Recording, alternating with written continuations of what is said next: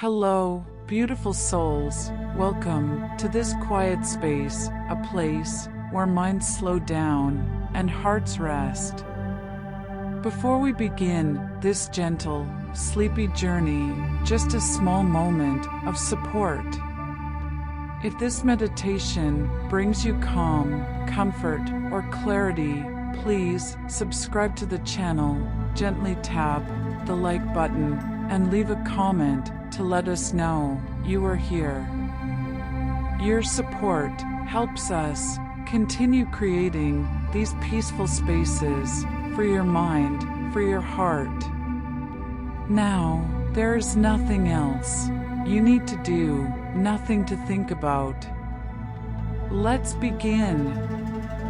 Close your eyes now and slowly settle into a comfortable position. Take a gentle breath in and slowly breathe out. Let your shoulders relax, let your jaw loosen, and allow your whole body to feel heavy. The Milky Way is a galaxy, and when astronomers use the term galaxy, they are referring to a gravitationally bound system composed of stars, gas, dust, and dark matter. The word itself originates from observational descriptions of a luminous band visible across Earth's night sky, though the structure extends far beyond what can be seen with unaided human vision. A galaxy represents a collection of matter organized through gravitational forces over extremely long periods of time, typically billions of years. The Milky Way, specifically, contains somewhere between 100 billion and 400 billion stars. Though exact counts remain uncertain due to observational limitations and the presence of dust that obscures portions of the galactic structure. When scientists describe the Milky Way, they are describing a physical system that operates according to known physical laws. Particularly, gravitation, thermodynamics, and the nuclear processes occurring within stars. There is nothing unusual about the Milky Way when compared to other galaxies of similar mass and structure. It is simply the galaxy in which our solar system happens to reside, making it convenient for detailed study, but not exceptional in its fundamental characteristics. The Milky Way is classified as a barred spiral galaxy, which is a designation based on its overall structure as determined through various observational methods, including radio astronomy, infrared surveys, and optical imaging.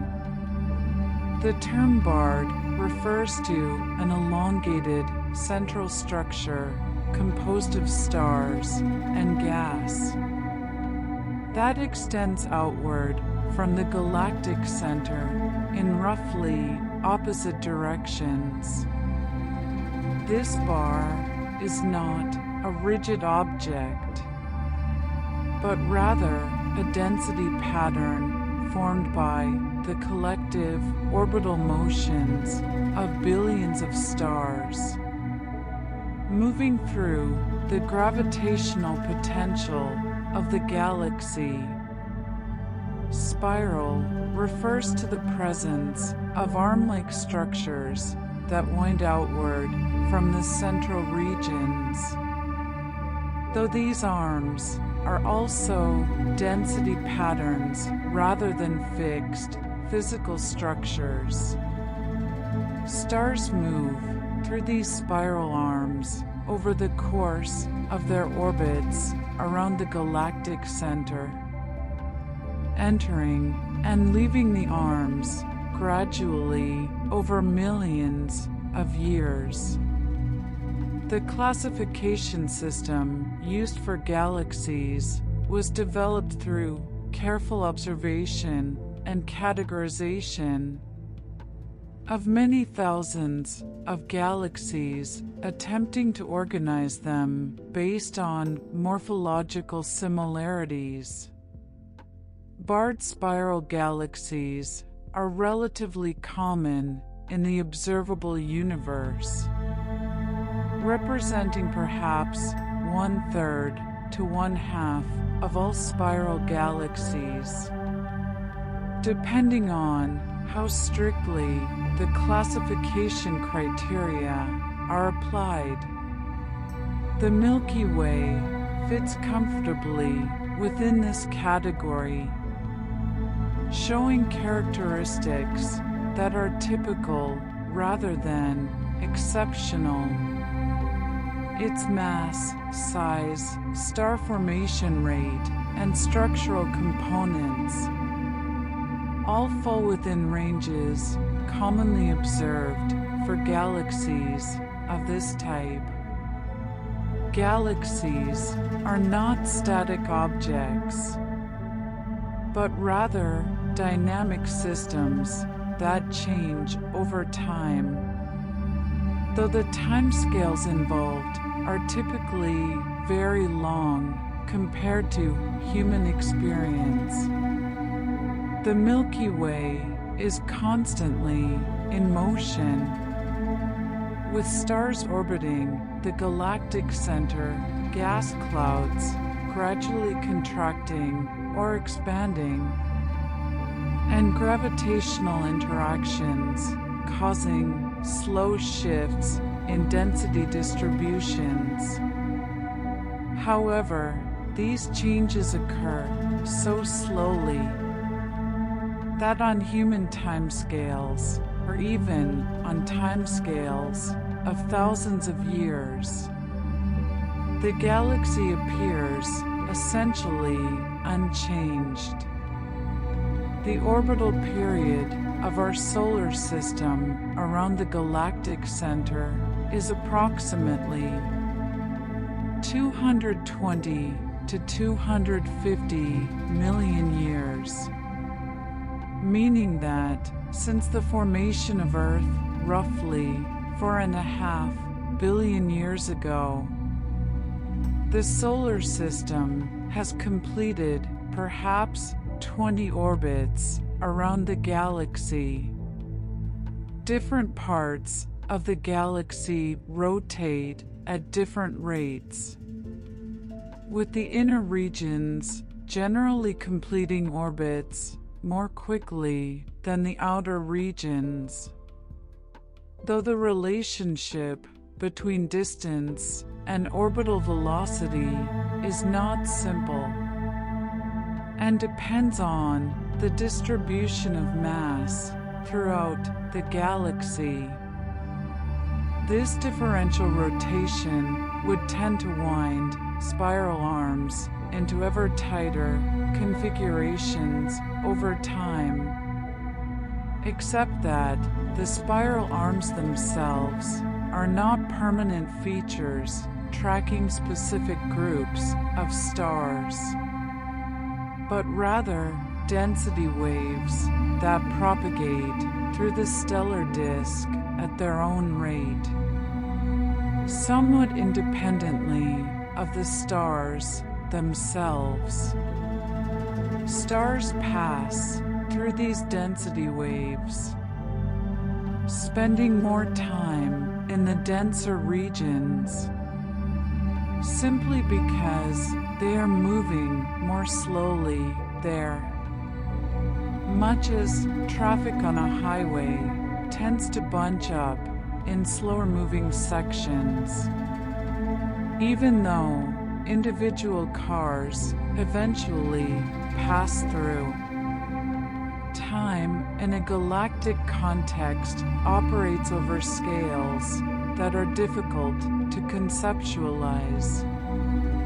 Through everyday experience, The current age of the Milky Way is estimated at approximately 13 billion years, comparable to the age of the universe itself, which is approximately 13.8 billion years. This means the galaxy formed relatively early in cosmic history, within the first billion years after the Big Bang. However, the galaxy that existed 13 billion years ago was quite different from the structure observed today.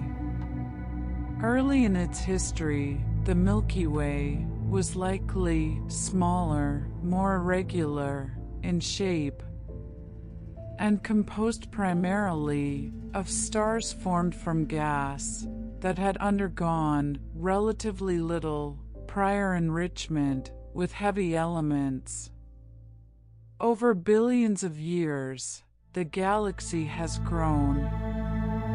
Through the gradual accretion of smaller satellite galaxies, and through the ongoing process of star formation, converting interstellar gas into stars. These processes have occurred continuously, but at rates that vary over time and between different regions of the galaxy. The result is a structure that has evolved substantially when viewed over billions of years, but appears stable when observed over shorter periods. The concept of galactic time emphasizes that most galactic processes operate gradually, with changes accumulating slowly through countless small interactions and events, rather than through sudden, dramatic transformations. Even events that seem catastrophic on stellar scales, such as supernovae, have relatively modest effects on the galaxy as a whole, because they are rare and widely dispersed, both spatially and temporally. The Milky Way changes over time periods measured in hundreds of millions to billions of years, which makes direct observation of galactic evolution impossible. Within human lifetimes, or even within the entire span of human civilization, what can be observed instead are snapshots of the current state, combined with observations of other galaxies at various stages of development, and theoretical models of how physical processes should operate over these immense timescales. The galaxy continues to accrete small amounts of gas from the intergalactic medium, and it continues to slowly digest satellite galaxies that have fallen into its gravitational influence.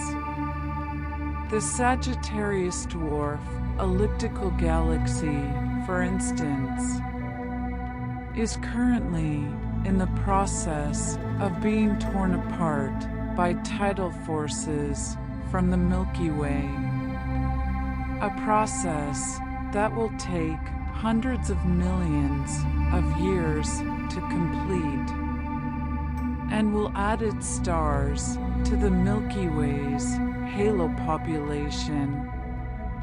Such interactions have likely occurred many times throughout the Milky Way's history, contributing to its growth and shaping its current structure.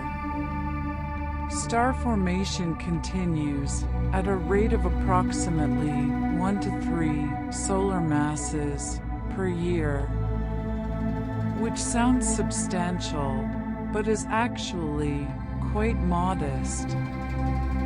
When distributed across the entire galaxy, at this rate, the galaxy converts only a small fraction of its gas reservoir into stars each billion years, meaning substantial gas reserves remain available for continued star formation over timescales of many billions of years into the future.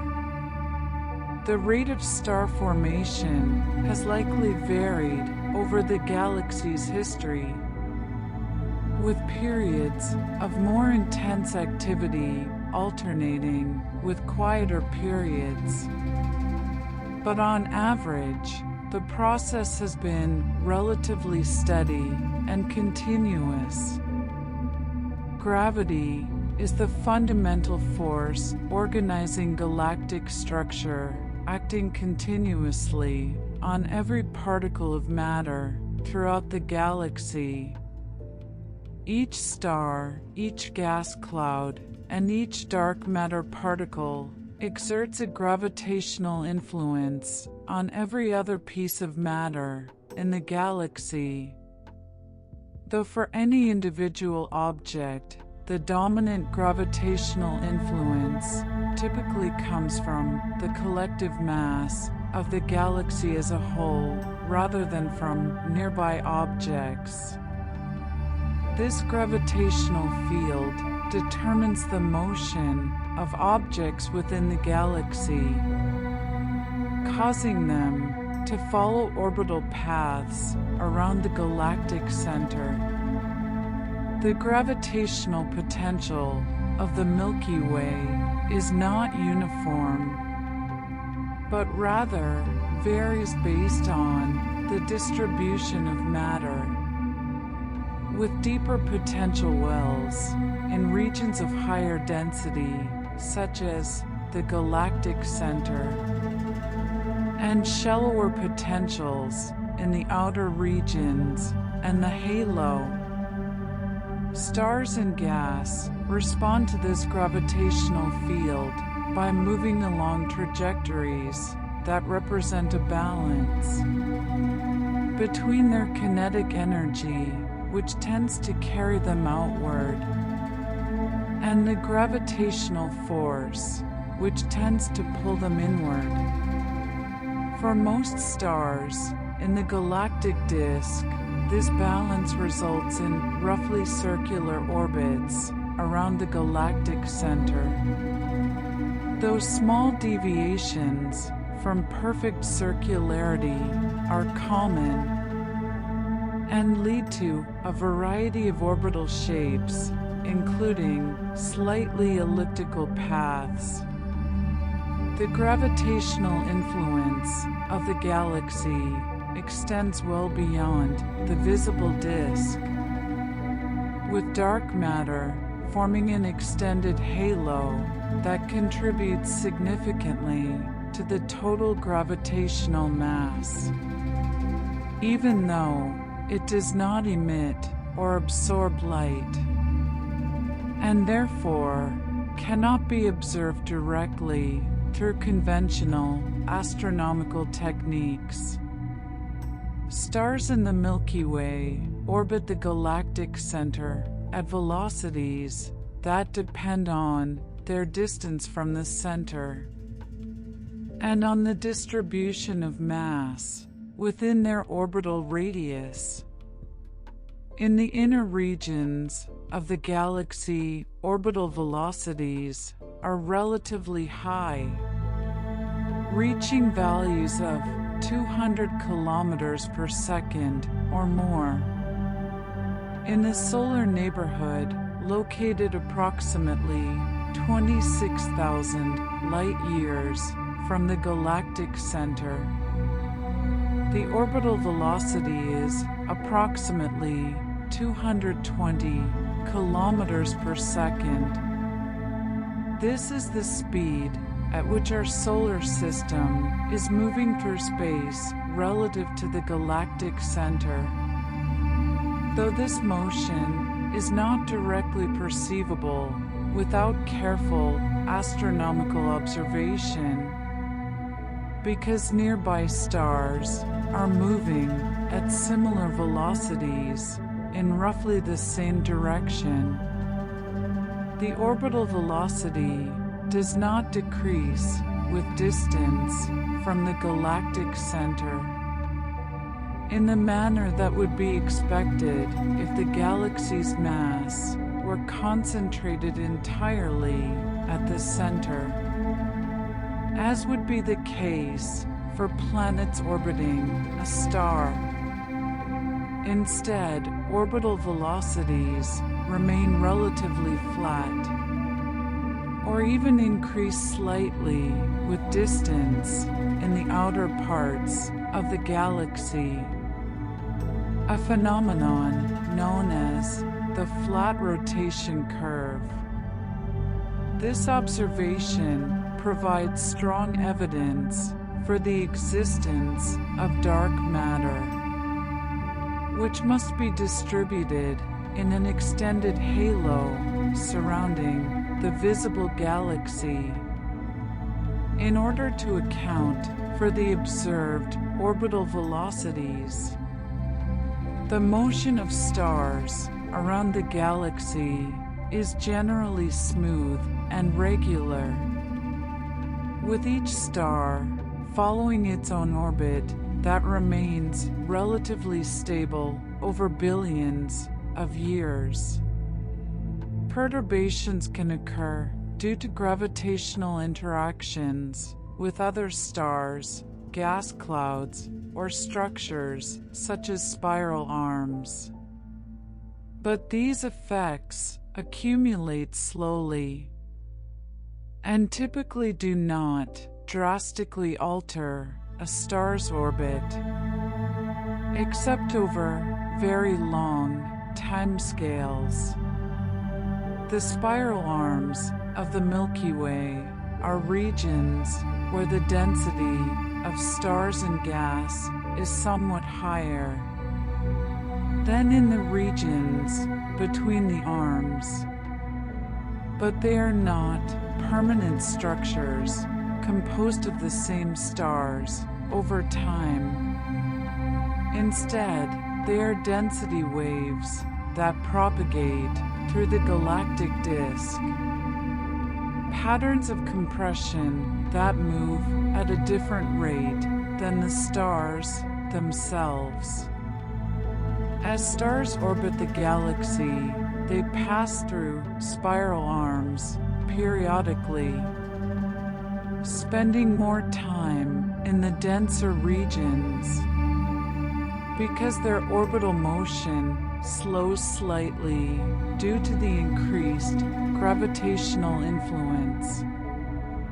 This creates the appearance of a spiral pattern, even though the individual stars are constantly moving through the pattern, rather than being permanently associated with a particular arm. The density enhancement in spiral arms is relatively modest, perhaps 20 to 30% higher than the average density in the disk. So the arms are subtle features rather than sharply defined structures. Gas clouds passing through spiral arms experience compression due to the increased density, and this compression can trigger the gravitational collapse of clouds, leading to star formation. This is why spiral arms often appear bright in photographs of galaxies. They are regions where young, luminous stars are preferentially found. having recently formed due to the compression of gas clouds. However, star formation is not confined exclusively to spiral arms, and the process occurs throughout the galactic disk wherever conditions are suitable, just at somewhat higher rates in the denser arm regions.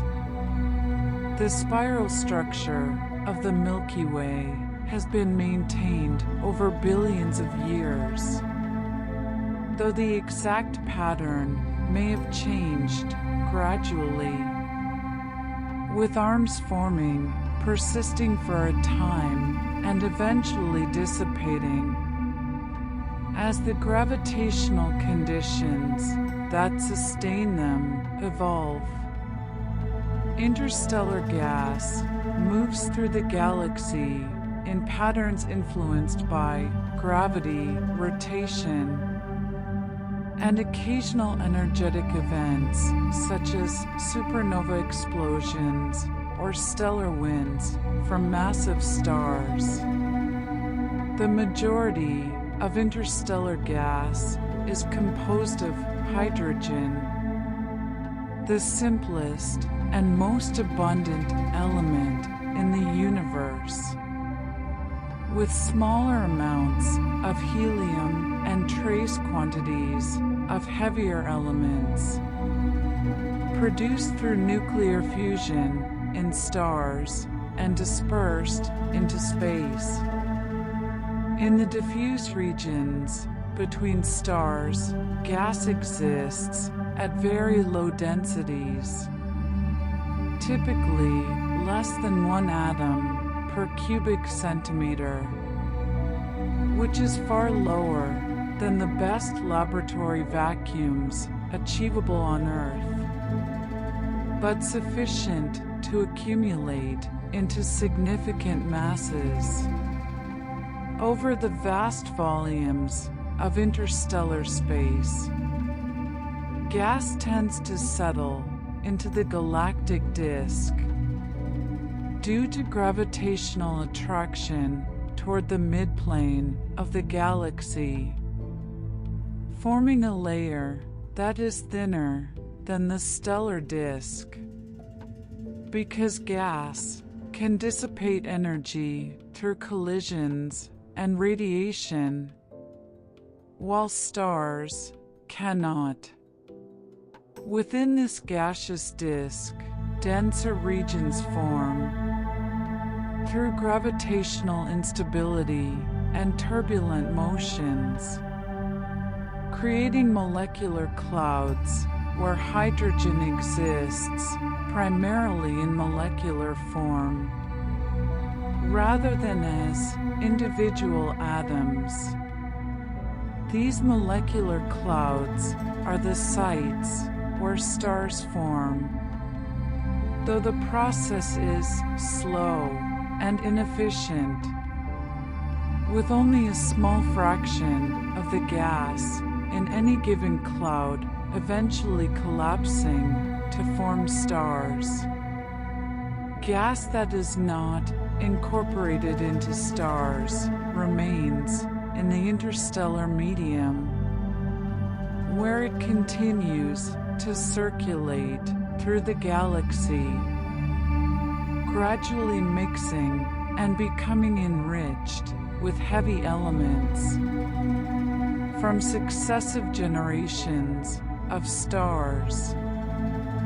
This cycle of gas condensing into stars and then being returned to the interstellar medium through stellar winds and supernova explosions operates continuously throughout the galaxy, maintaining a relatively steady supply of gas available for ongoing star formation. Star formation occurs when regions of gas within molecular clouds become sufficiently dense and cool that their self-gravity overcomes the pressure forces that would otherwise prevent collapse. The threshold for collapse depends on both the density and temperature of the gas, with higher densities and lower temperatures favoring collapse. In typical molecular clouds, temperatures are very low, around 10 to 20 degrees above absolute zero, due to the shielding effect of dust particles that block external radiation and allow the gas to cool through emission of infrared radiation. As a region begins to collapse under its own gravity, it fragments into smaller clumps, each of which may eventually form an individual star or a small, multiple star system. The collapse process takes approximately 100,000 to 1 million years for a solar mass star, which is extremely rapid on galactic timescales, but still represents a period far longer than human civilizations have existed. During the collapse, gravitational potential energy is converted into thermal energy, heating the protostar at the center of the collapsing region. Eventually, temperatures and densities at the core become sufficient for nuclear fusion to begin, at which point the object becomes a true star, generating its own energy through the conversion of hydrogen into helium.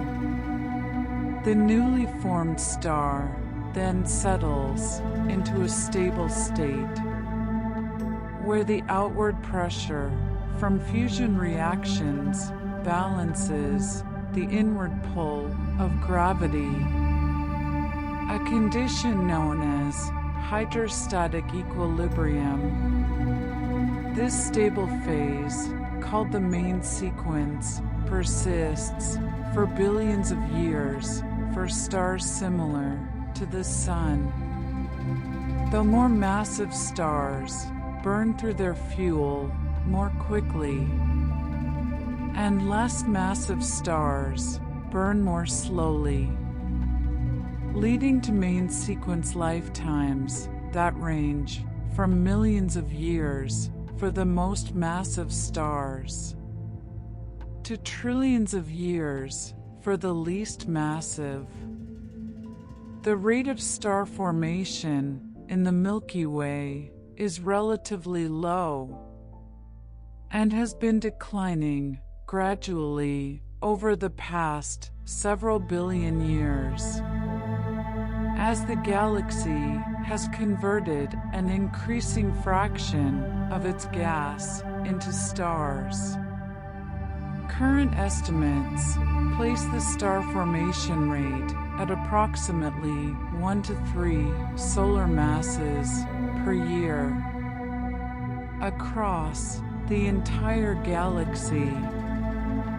This might seem like a substantial rate, but when distributed across the galaxy's volume and compared to the total mass of gas available, it represents a very slow conversion process. At the current rate, it would take many billions of years to exhaust the galaxy's remaining gas supply, though in practice, the rate will likely continue to decline as gas becomes increasingly dispersed and harder to compress into star-forming regions. Star formation is not distributed uniformly throughout the galaxy, but tends to be concentrated in the spiral arms and in regions of higher gas density. However, even in these preferred locations, star formation is a rare event. In any given volume of space at any given time, the vast majority of interstellar space is not actively forming stars at any particular moment, and most molecular clouds exist for millions of years without producing significant numbers of new stars. This low intensity of star formation means that the overall character of the galaxy changes very slowly, with new stars being added gradually, while old stars age and eventually die at similarly gradual rates. The net effect is that the stellar population evolves slowly, with the average age of stars in the galaxy increasing over time, and the fraction of heavy elements gradually rising as successive generations of stars produce and distribute these elements into the interstellar medium. Stellar evolution refers to the sequence of changes that stars undergo throughout their lifetimes, from formation to eventual death. The specific path of evolution depends primarily on the star's initial mass, with more massive stars evolving much more quickly than less massive ones. For stars similar in mass to the Sun, the main sequence phase lasts approximately 10 billion years, during which the star steadily converts hydrogen into helium in its core. As hydrogen in the core becomes depleted, the core contracts and heats, causing the outer layers to expand and cool, transforming the star into a red giant. During this phase, the star may become hundreds of times larger in radius than during its main sequence phase, though its surface temperature decreases, giving it a reddish color. Nuclear fusion continues in shells surrounding the inert helium core, and eventually temperatures become high enough for helium fusion to begin, producing carbon and oxygen. For stars of solar mass, this represents the end of major fusion activity, and the star eventually sheds its outer layers as a planetary nebula, leaving behind a dense core known as a white dwarf. White dwarfs are supported by electron degeneracy pressure rather than fusion reactions, and they gradually cool over billions of years, eventually becoming cold, dark objects.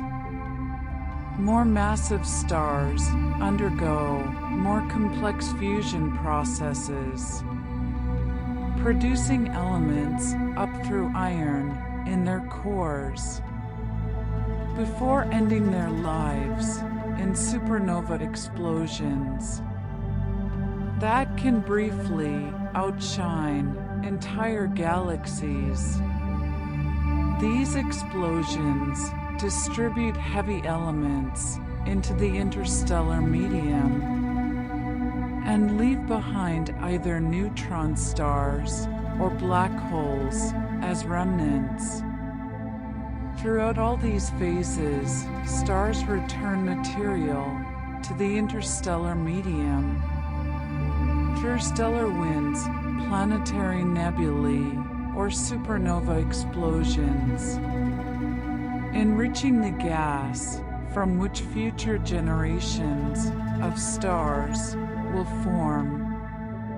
Supernovae are extremely energetic explosions that occur when massive stars reach the end of their fusion cycles, or when white dwarfs in binary systems accumulate sufficient mass to exceed a critical stability threshold. In the Milky Way, supernovae occur at an estimated rate of approximately 1 to 3 per century, though this rate is uncertain because many supernovae likely occur in dusty regions of the galaxy, where they are obscured from optical observation. Given the vast size of the galaxy and the billions of stars it contains, this means that supernovae are exceedingly rare events for any particular region of space. The average distance between supernova events is many thousands of light years, and the time between events in any given location is measured in millions to billions of years. When a supernova does occur, it releases an enormous amount of energy, comparable to the total energy output of the Sun over its entire 10 billion year lifetime, but compressed into a brief period of weeks to months. This energy drives a shock wave outward through the surrounding interstellar medium, heating and compressing the gas, and possibly triggering new episodes of star formation in nearby molecular clouds. The supernova also disperses heavy elements produced during the star's lifetime and during the explosion itself, adding to the gradual enrichment of the interstellar medium with elements heavier than hydrogen and helium. Despite their dramatic nature, individual supernovae have only localized effects on galactic structure, and the galaxy as a whole continues to evolve smoothly, with these rare events contributing to, but not dominating, the overall dynamics. The distribution of supernovae throughout the galaxy is not uniform, with higher rates in regions of active star formation, where massive, short-lived stars are more common. But even in these regions, they remain infrequent events, separated by large distances and long time intervals. The rotation of the Milky Way is maintained through the balance of gravitational forces and the orbital motion of stars and gas. This rotation is differential, meaning different parts of the galaxy rotate at different rates, but the overall pattern remains relatively stable over billions of years. The stability arises because the gravitational potential of the galaxy changes slowly, and stars respond to this potential by adjusting their orbits gradually over many orbital periods. Small perturbations to individual stellar orbits occur due to encounters with other stars, gas clouds, or gravitational influences from spiral arms. But these effects average out over time and do not significantly disrupt the overall rotation pattern. The galactic disk maintains its flattened shape because gas can dissipate energy through collisions, causing it to settle into the plane of rotation, while stars already in the disk remain there because their orbits carry them repeatedly through this plane. The thickness of the stellar disk reflects the random velocities of stars perpendicular to the disk, which cause them to oscillate above and below the midplane as they orbit. Older stars tend to have larger random velocities and therefore contribute to a thicker disk component, while younger stars formed from gas that has settled into a thin layer tend to remain in a thinner disk.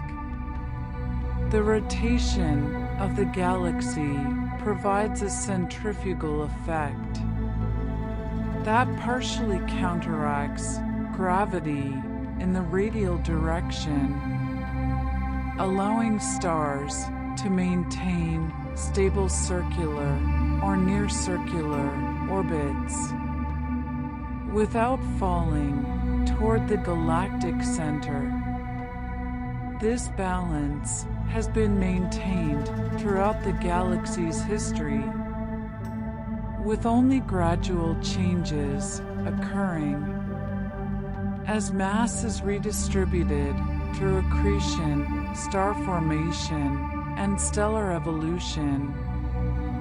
The Milky Way does not have a clear beginning in the sense of a single moment of formation, but rather assembled gradually through the merger and accretion of smaller structures.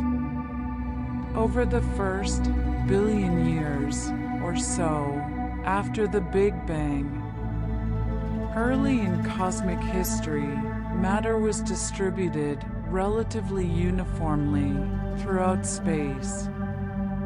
But small density fluctuations present at very early times grew through gravitational instability, eventually forming the first stars and small protogalactic structures.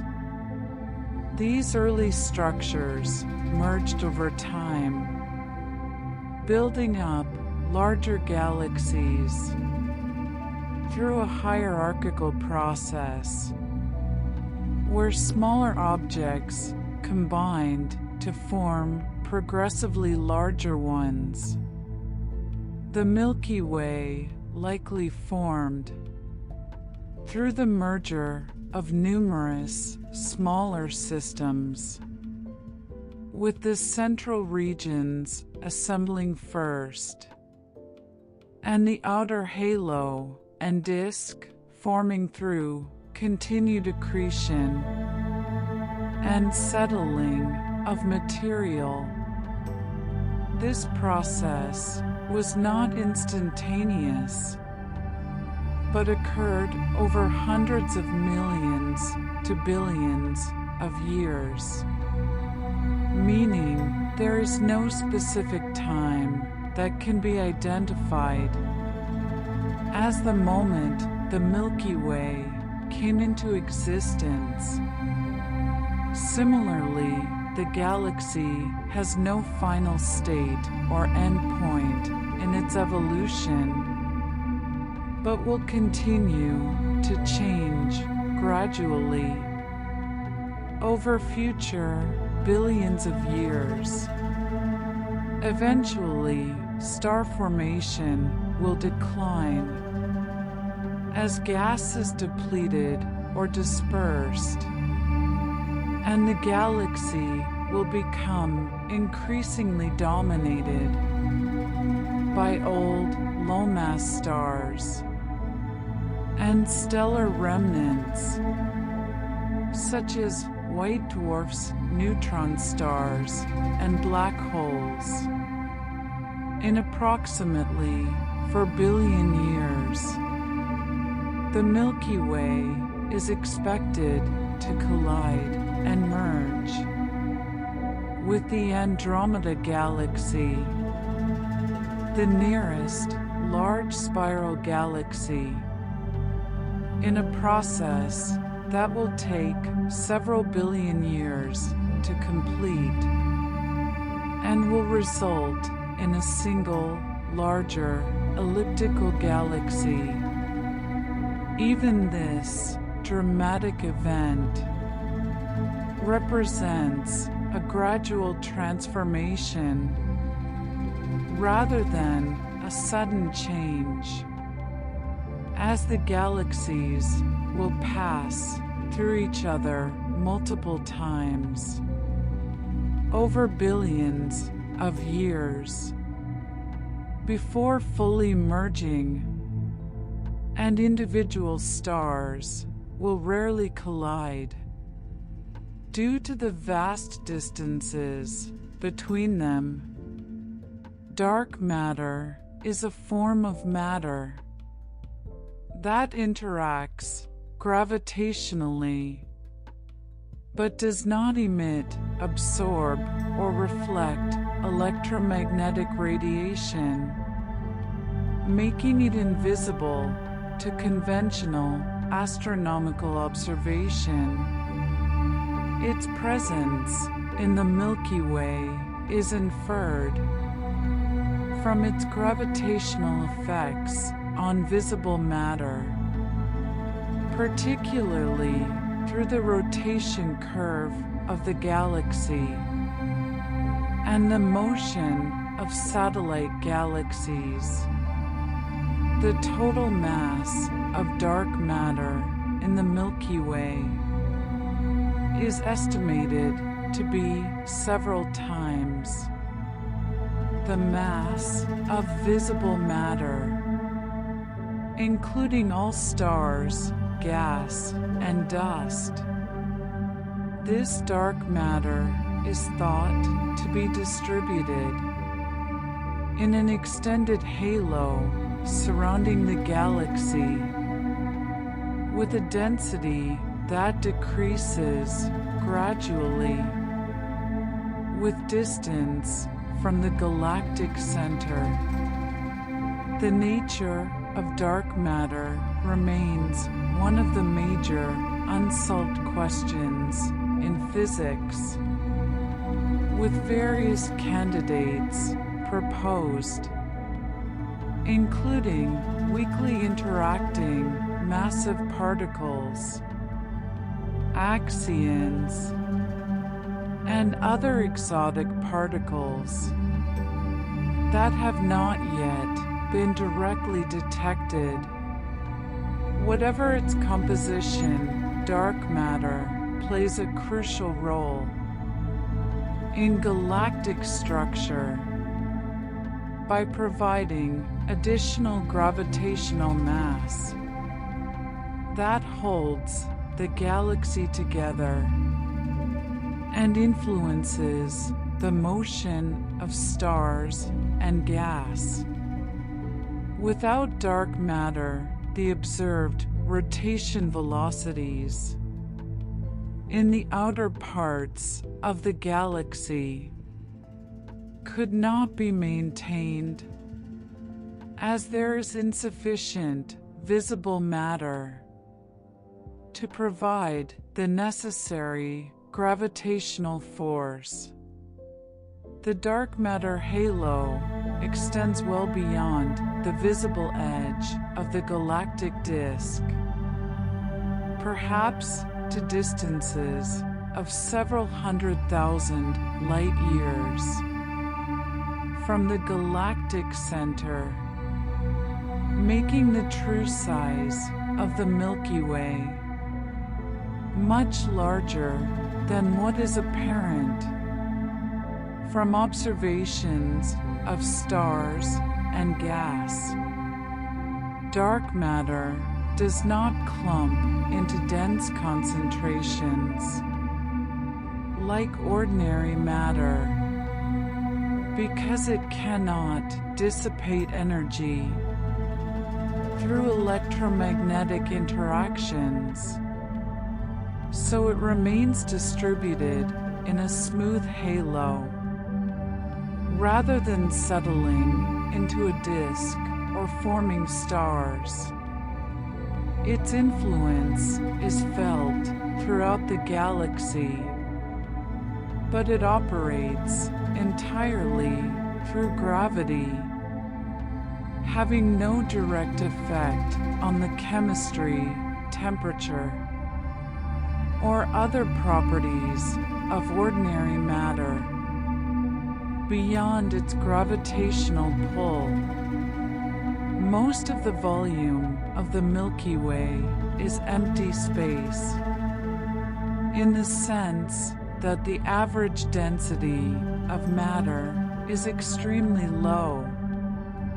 Between the stars, the interstellar medium has a typical density of less than 1 atom per cubic centimeter, and even in the denser molecular clouds where stars form, densities are rarely more than a few thousand atoms per cubic centimeter. This is far less dense than the best vacuums achievable in laboratories on Earth, and represents conditions of almost unimaginable emptiness by everyday standards. Stars themselves occupy only a tiny fraction of the galaxy's volume. If the galaxy were scaled down so that the Sun were the size of a grain of sand, the nearest star would be several kilometers away, with vast expanses of near emptiness in between.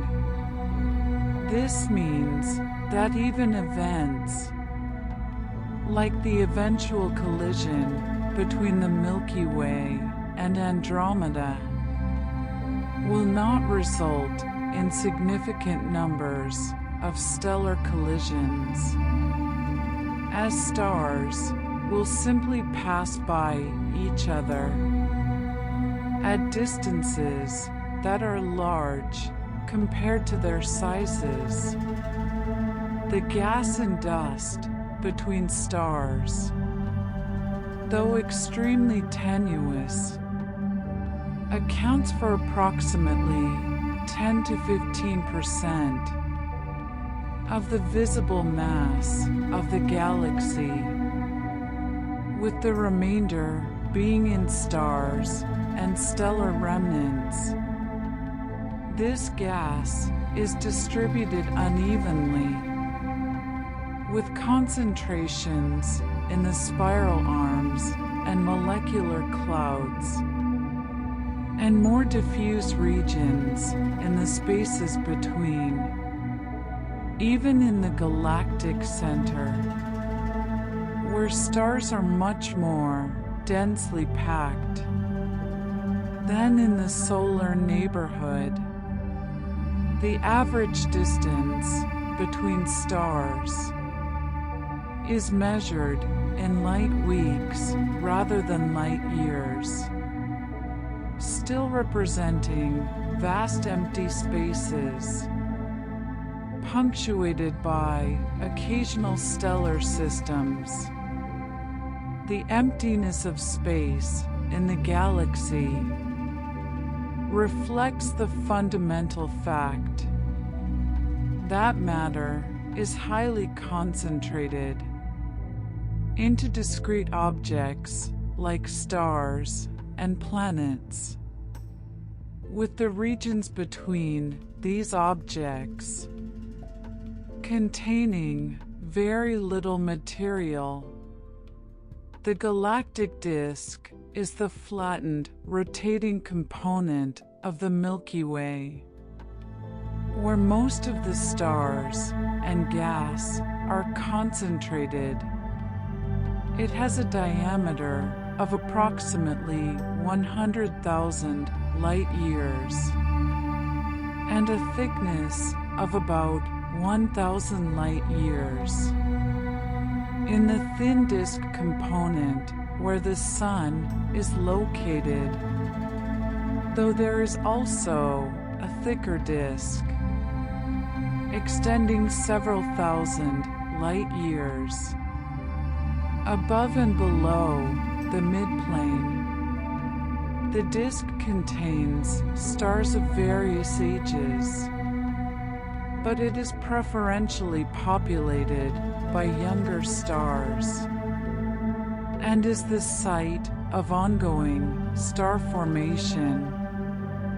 Gas and dust are concentrated in the disk, forming a layer that is even thinner than the stellar disk, because gas can dissipate energy through collisions. The galactic bulge is a roughly spherical or bar-shaped concentration of stars near the galactic center, with a radius of several thousand light years. It contains primarily older stars and has a higher stellar density than the disk, though it still contains vast amounts of empty space between stars. The bulge may have formed early in the galaxy's history through the rapid collapse of gas, or through the subsequent evolution of the inner disk, driven by gravitational instabilities. The galactic halo is a roughly spherical distribution of stars and globular clusters, extending to large distances from the galactic center, perhaps 100,000 light years or more. It contains primarily very old stars that formed early in the galaxy's history, and it has a much lower stellar density than either the disk or bulge. The halo also contains dark matter, which likely extends even farther than the visible halo stars. These three components represent different aspects of the galaxy's structure and history, with the halo recording the earliest phase of formation, the bulge representing the dense central region, and the disk showing the results of gas settling into a rotating plane and continuing to form stars over billions of years. The transitions between these components are gradual rather than sharp, with properties changing smoothly as one moves from one region to another.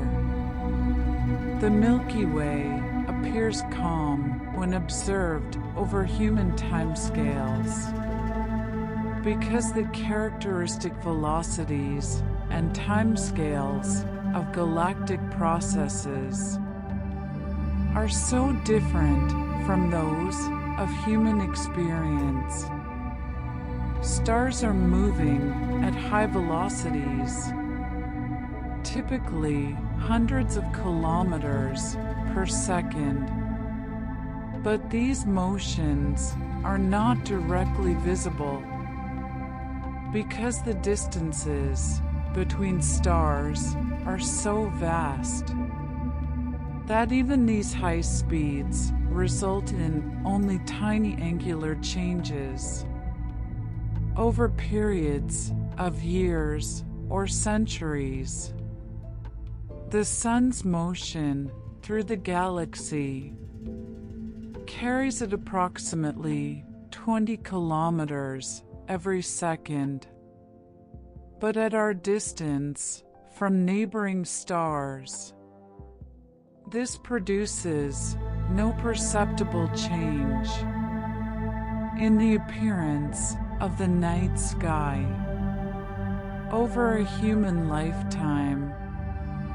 Similarly, the galaxy as a whole is rotating, but completing a single orbit takes hundreds of millions of years. So the large-scale structure appears static when viewed over shorter periods. Star formation, stellar evolution, and other galactic processes all operate on timescales of millions to billions of years, far too slow to observe directly. What is observed instead are snapshots that appear unchanging, with only statistical studies of large populations of stars and computational models providing insight into how the galaxy evolves over time. The calmness is also a consequence of the smoothness of gravitational interactions in a system containing billions of stars. Individual stars interact gravitationally with the collective mass of the galaxy, rather than experiencing strong interactions with individual neighbors, leading to smooth, regular orbital motion, rather than chaotic or rapidly varying behavior. Occasional events like supernova explosions or close stellar encounters do occur, but they are rare and localized, having negligible effects on the galaxy's overall appearance and evolution. The result is a system that is in constant motion, and undergoing continuous evolution, but appears serene and unchanging when observed from within. Small gravitational effects operating over very long periods of time can produce significant changes in galactic structure. Through the process of cumulative evolution, an individual star passing through a spiral arm experiences only a modest gravitational perturbation, changing its orbit slightly, but over many passages through spiral arms, over billions of years. These small effects can substantially alter the star's orbital parameters. Similarly, gravitational interactions between stars, though typically weak and occurring at large distances, can gradually heat the stellar disk, increasing the random velocities of stars and causing the disk to thicken over time. This process, called dynamical heating, operates slowly but continuously, with older stars showing larger random velocities on average than younger stars, consistent with having experienced more gravitational perturbations over their lifetimes. The accretion of satellite galaxies produces tidal streams of stars stretched out along the orbit of the infalling satellite, features that persist for billions of years and gradually become incorporated into the halo population.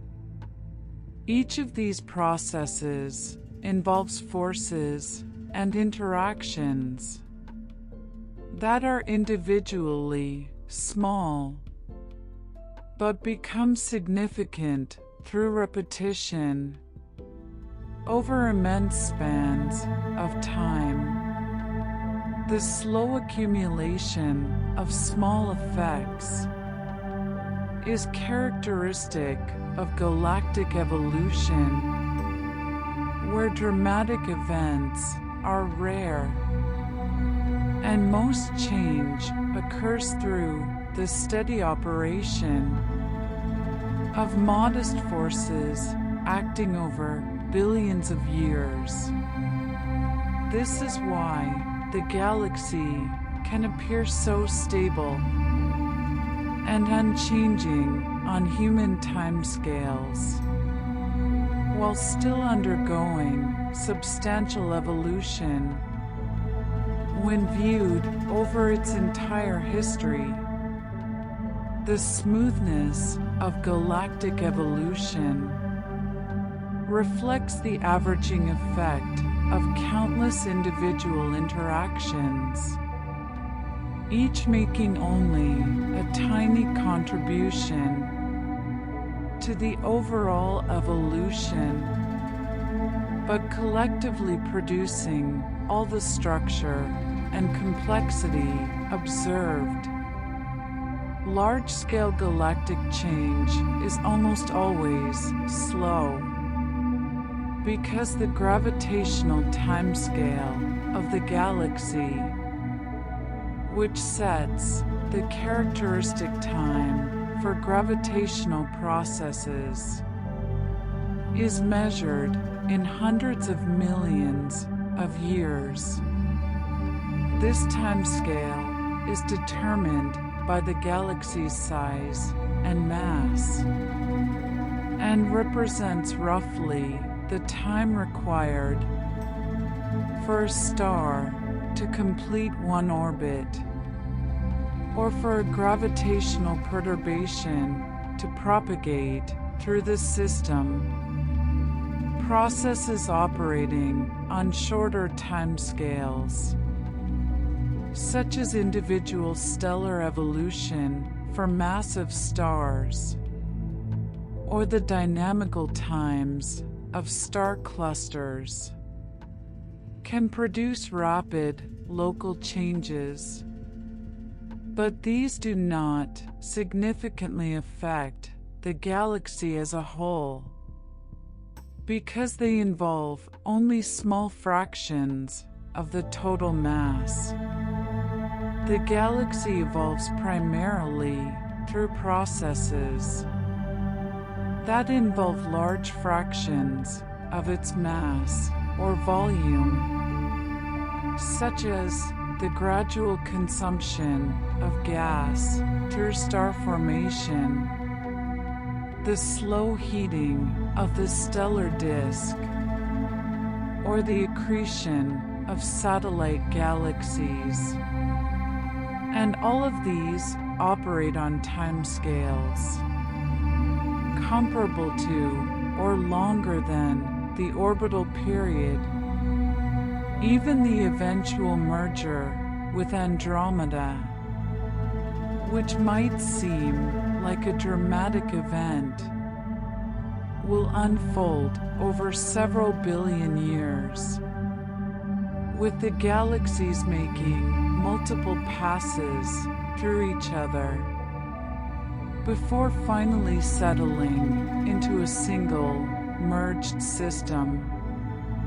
The slowness of galactic evolution is also related to the weakness of gravitational forces at galactic scales.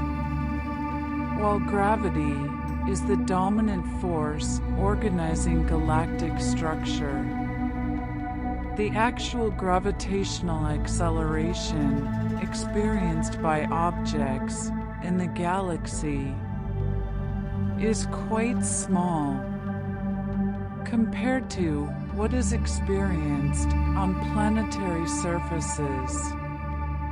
A star in the solar neighborhood experiences a gravitational acceleration toward the galactic center of approximately 100 billionth of a meter per second squared, far too small to produce rapid changes in motion, even over very long periods. It is only through the cumulative effect of this gentle but persistent acceleration, acting over hundreds of millions of years, that the galaxy maintains its structure and evolves. The repetition of orbital motion creates long-term stability in the galaxy by averaging out perturbations and preventing the accumulation of large random velocities or eccentricities.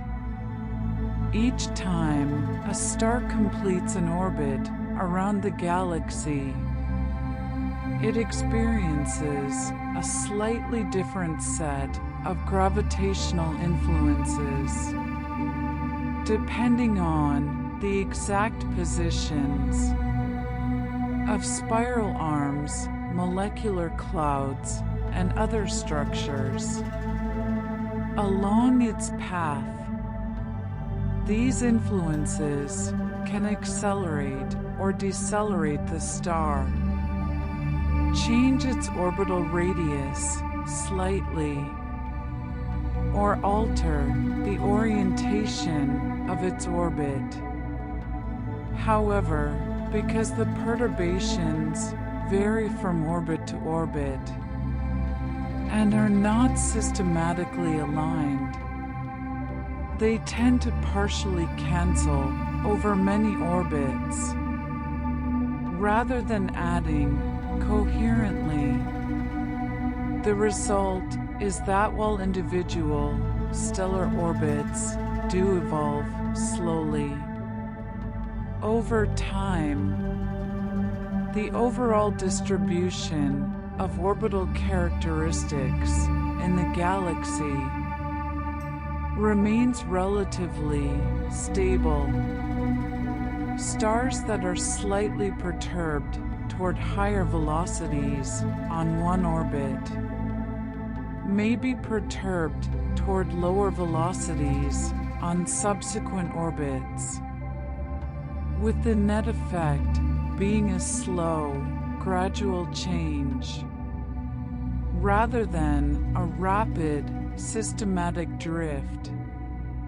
The galactic disk maintains its flattened shape because stars oscillate above and below the midplane, with periods of tens of millions of years, much shorter than the orbital period, so they cross the plane many times per orbit. This rapid oscillation causes the disk to behave as a coherent structure, rather than dissolving into a spherical distribution. The stability provided by orbital repetition is crucial for maintaining the organized structure of the galaxy over billions of years, allowing patterns like spiral arms to persist, even as individual stars move through them, and preventing the disk from becoming disrupted. Despite countless small gravitational interactions, the Milky Way tends toward large-scale equilibrium, in the sense that processes that might increase disorder or change the distribution of mass are balanced by processes that maintain or restore structure. Star formation converts diffuse gas into concentrated stellar mass, but stellar evolution returns material to the interstellar medium, maintaining a roughly constant gas fraction over long periods of time. The formation of dense molecular clouds concentrates gas locally, but stellar feedback from massive stars and supernovae can disperse these clouds, redistributing the gas. The differential rotation of the disk tends to wind up spiral arms, but density wave theory suggests that spiral patterns can persist as quasi-stationary waves, rather than material structures, maintaining their large-scale appearance, even as individual stars move through them. The galaxy's gravitational potential attracts gas and satellite galaxies inward, but orbital angular momentum prevents them from simply falling to the center, instead causing them to settle into orbits or merge gradually over billions of years.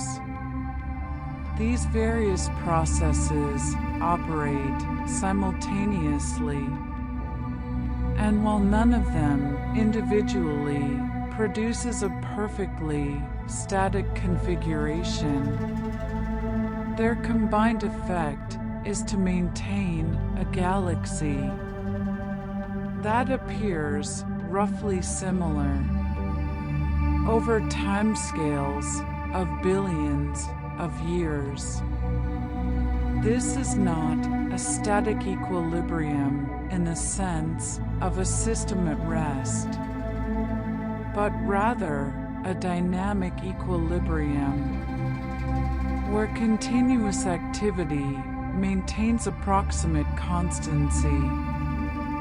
In large-scale properties, like total mass, size, and star formation rate, the tendency toward equilibrium reflects the long-term averaging of many individual processes, each of which might produce local, temporary changes, but which collectively maintain the galaxy's overall character.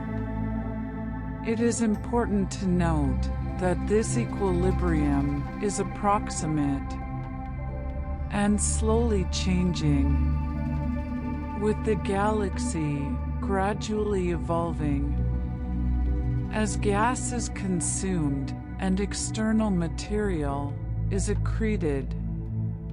But the changes are slow enough that the concept of equilibrium is useful for understanding the galaxy's large-scale properties over timescales of billions of years.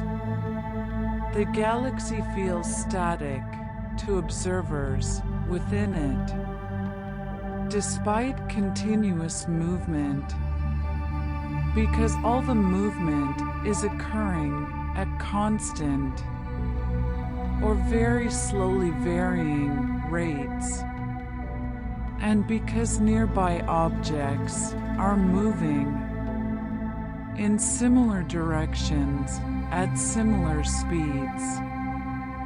The Sun orbits the galactic center at approximately 220 kilometers per second, but this motion is not directly perceptible because the entire solar neighborhood is moving in roughly the same direction at roughly the same speed.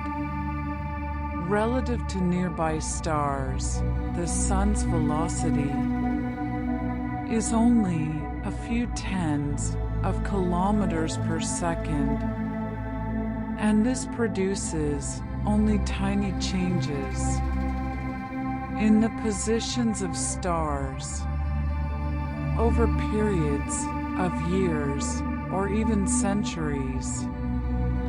The stars visible in Earth's night sky have maintained essentially the same patterns for the entire span of recorded human history, with only the most careful measurements revealing the slow proper motions of individual stars across the sky.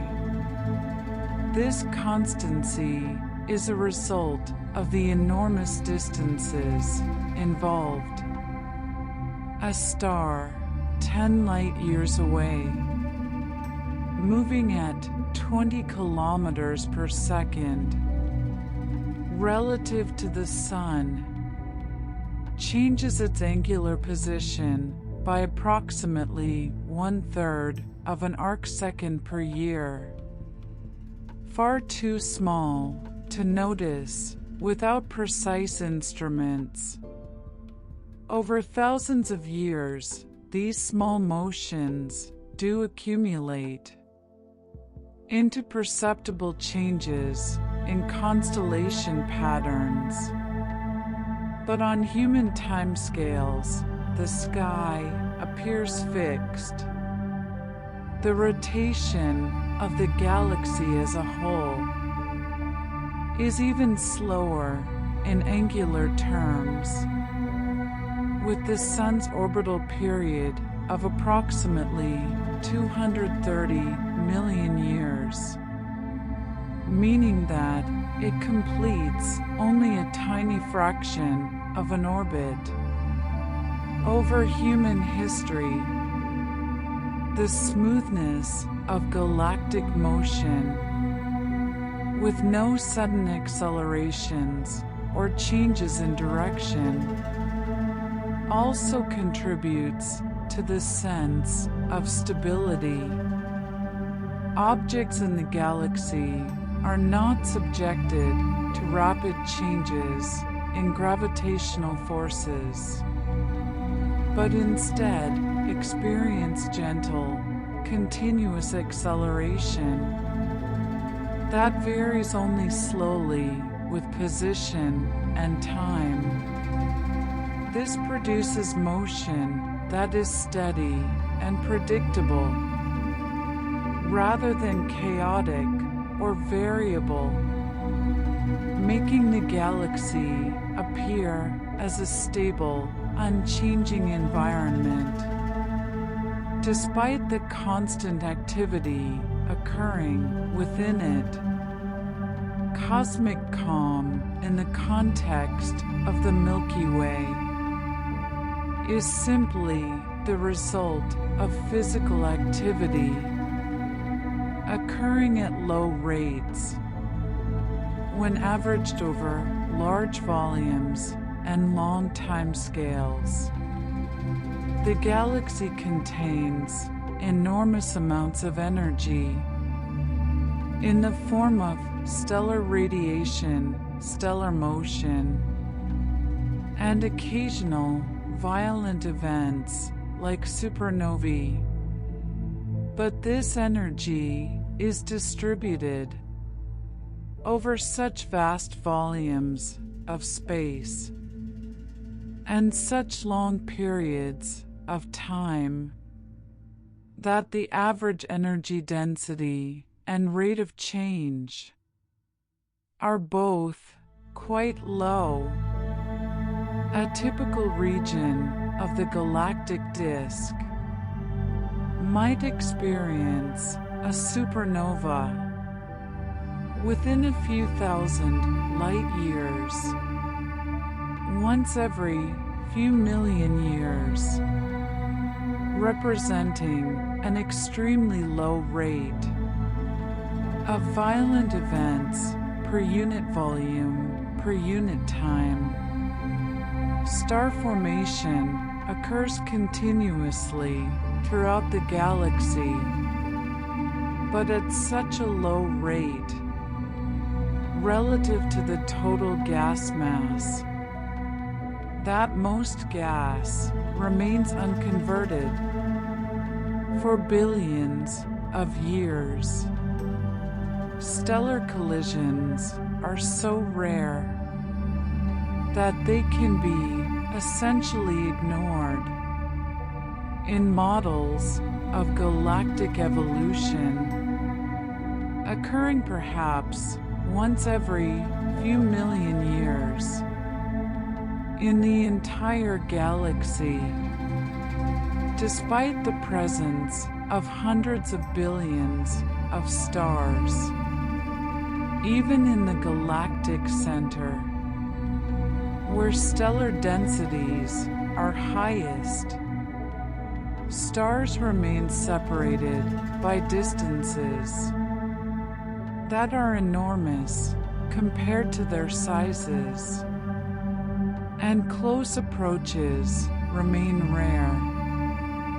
The interstellar medium is so tenuous that interactions between gas particles are infrequent, and processes like the formation of molecules or the heating and cooling of gas occur slowly compared to the dynamical timescales of stars and orbits.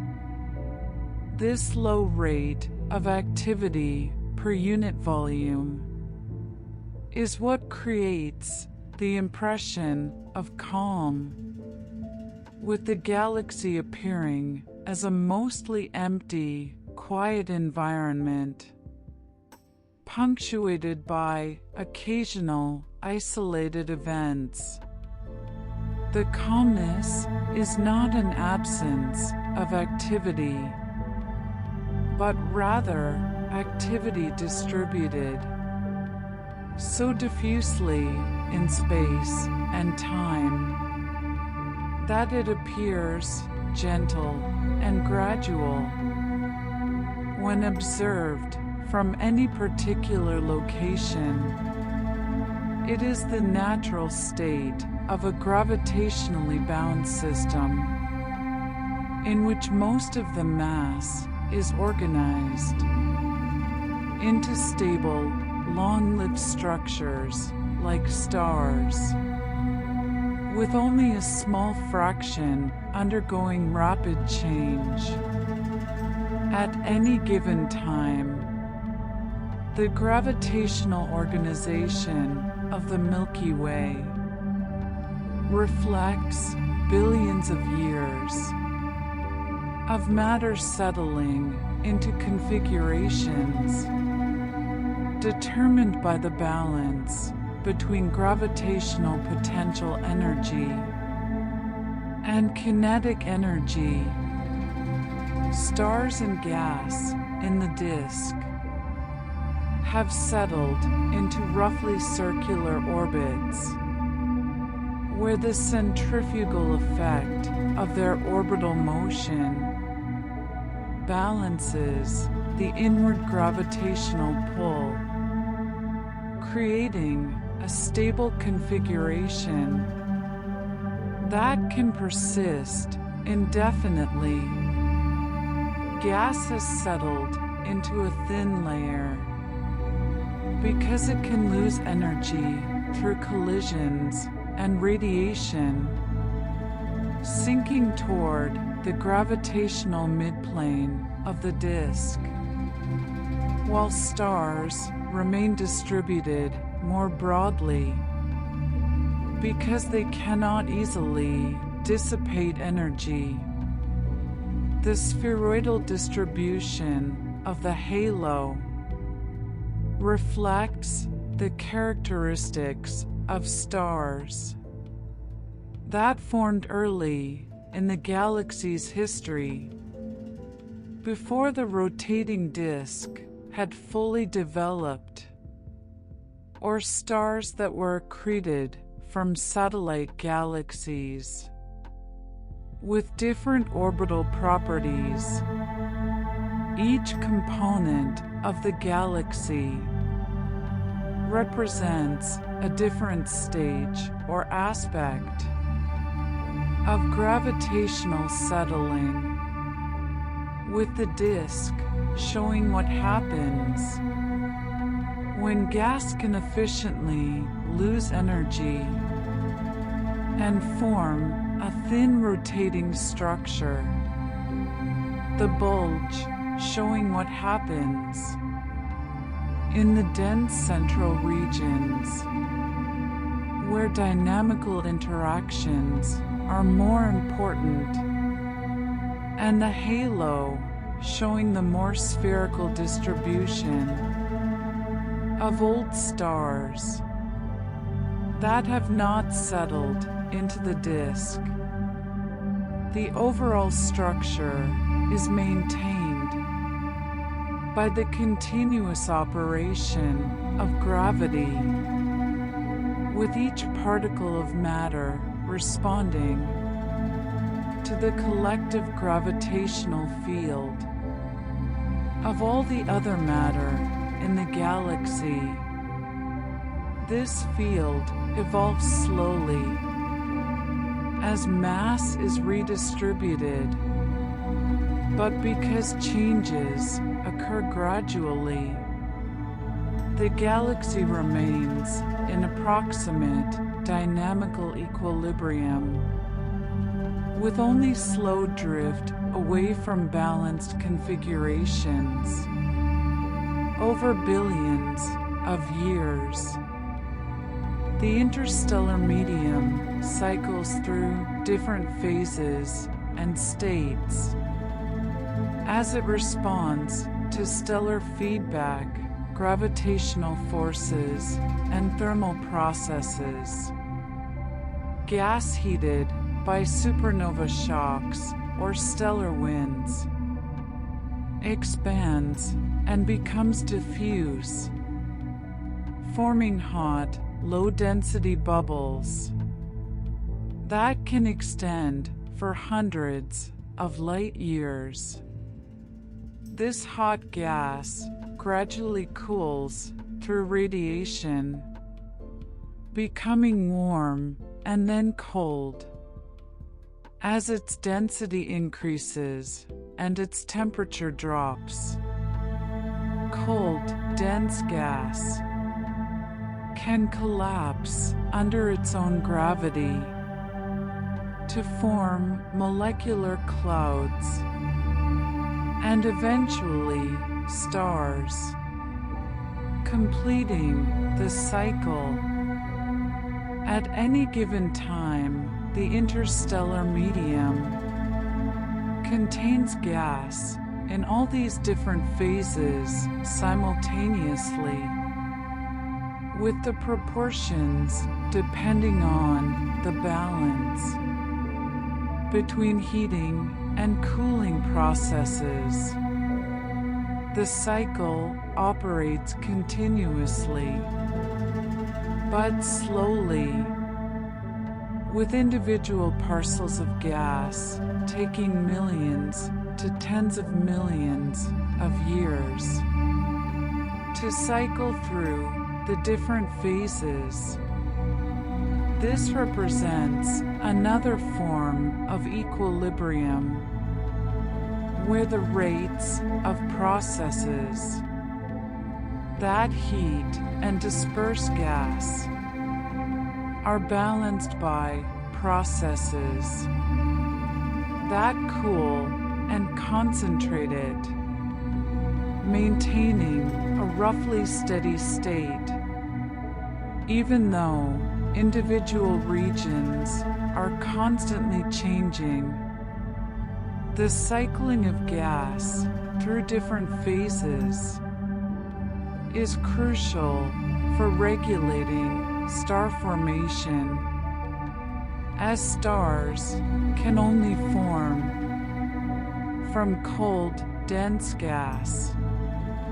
So the rate at which gas cools and becomes dense directly affects the rate at which new stars appear. The slow pace of this cycling contributes to the low and relatively steady star formation rate observed in the galaxy, preventing rapid consumption of all available gas and allowing star formation to continue over timescales of many billions of years. The heavy elements present in stars, gas, and planets throughout the Milky Way were produced through nuclear fusion in stars and dispersed into the interstellar medium through stellar winds and supernova explosions. The very earliest stars in the universe formed from gas containing only hydrogen and helium, produced in the Big Bang. But these stars synthesized heavier elements through fusion and distributed them when they died. Subsequent generations of stars, formed from gas that was increasingly enriched with heavy elements, a process called chemical evolution that has continued throughout the galaxy's history. The Sun and its planets formed from gas that had already been enriched by many previous generations of stars, giving it a heavy element abundance of about 1 to 2% by mass, much higher than the primordial composition. Stars forming today have even higher heavy element abundances on average, reflecting continued enrichment over the past 4.5 billion years. Since the Sun formed, the enrichment occurs slowly because only a small fraction of the galaxy's gas is converted into stars each billion years, and only a fraction of those stars, the most massive ones, produce and disperse significant quantities of heavy elements.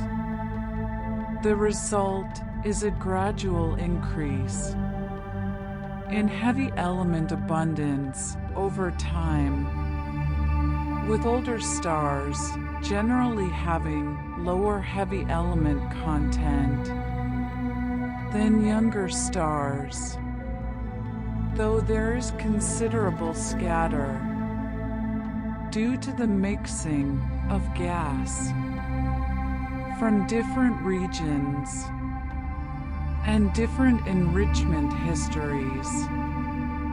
This chemical evolution represents one of the few aspects of galactic evolution that shows a clear directional trend over time, with the composition gradually changing in a predictable way as the products of stellar nucleosynthesis accumulate in the interstellar medium.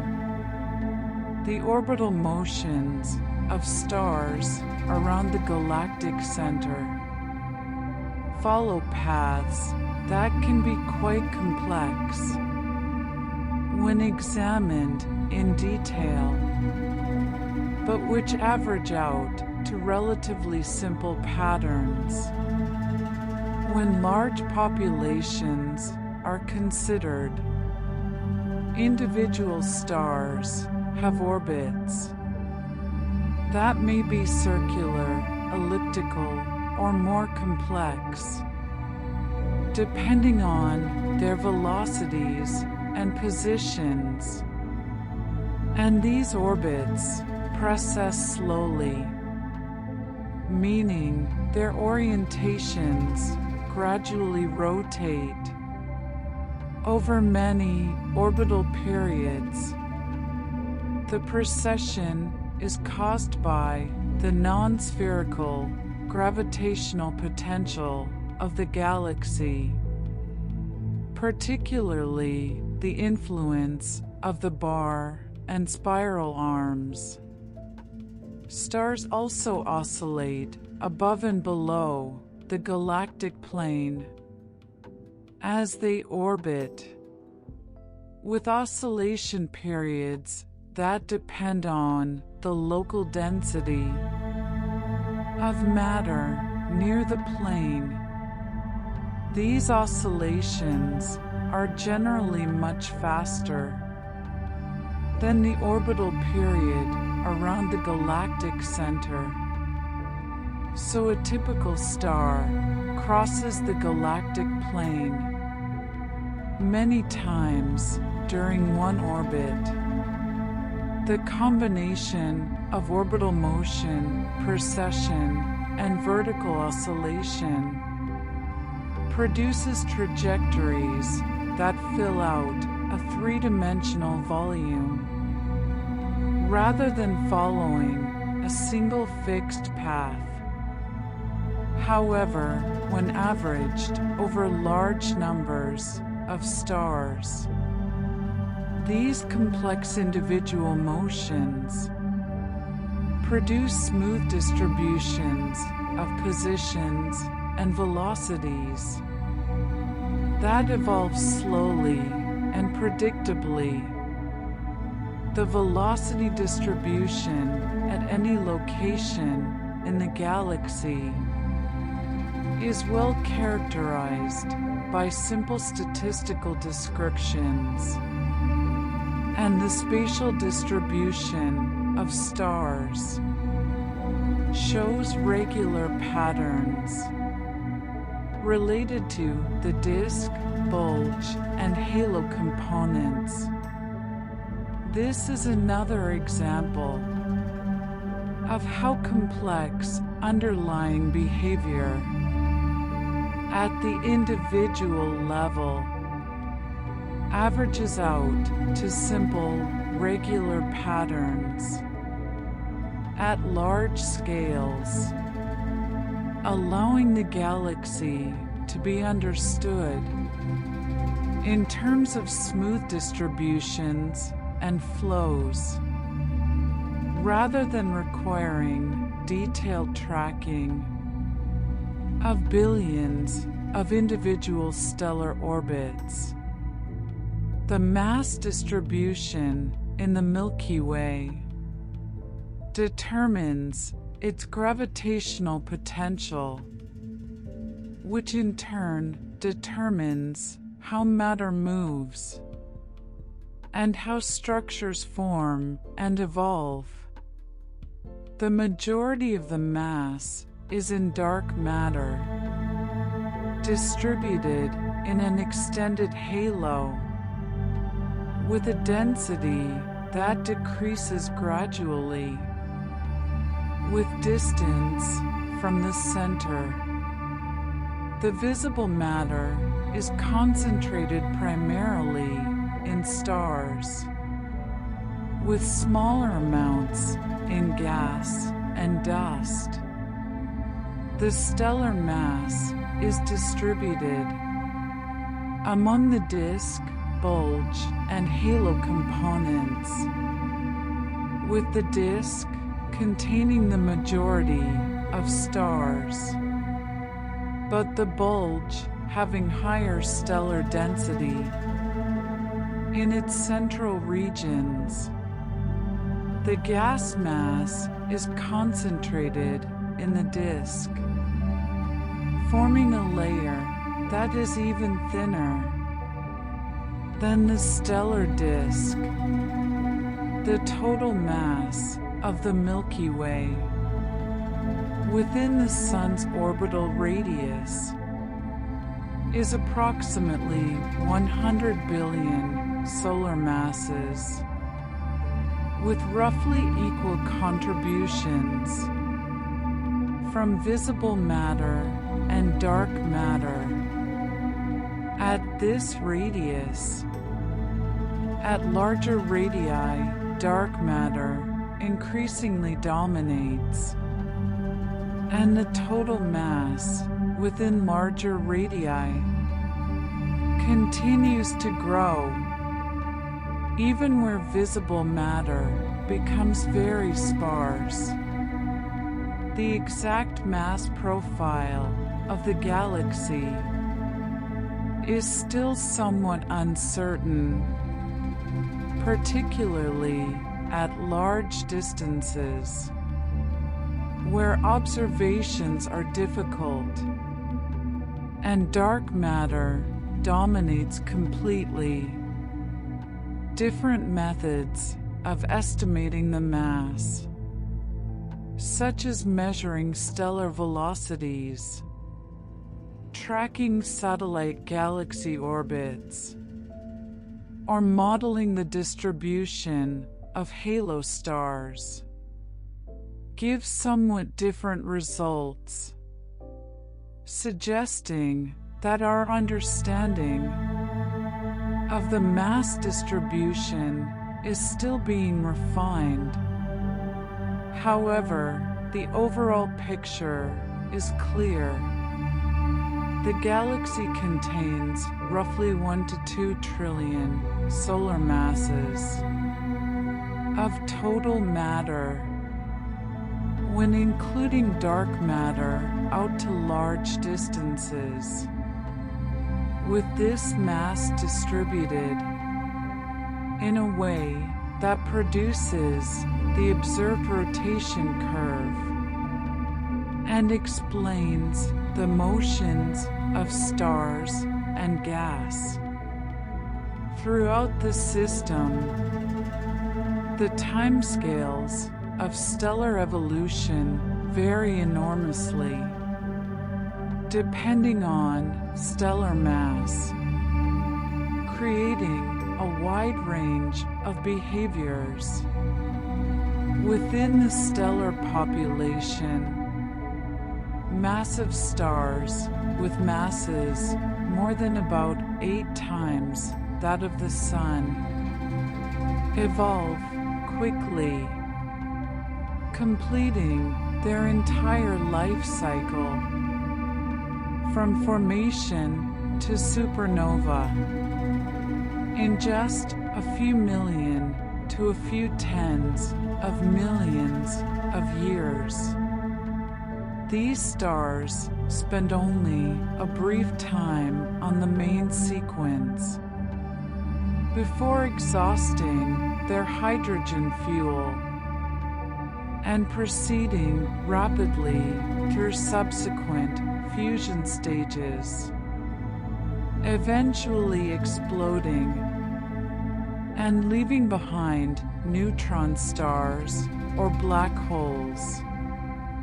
Stars with masses similar to the Sun evolve much more slowly, spending approximately 10 billion years on the main sequence, and then another few billion years as red giants before shedding their outer layers and becoming white dwarfs, the lowest mass stars, with masses less than about half that of the Sun, evolve so slowly that even stars formed at the beginning of the galaxy's history have not yet left the main sequence.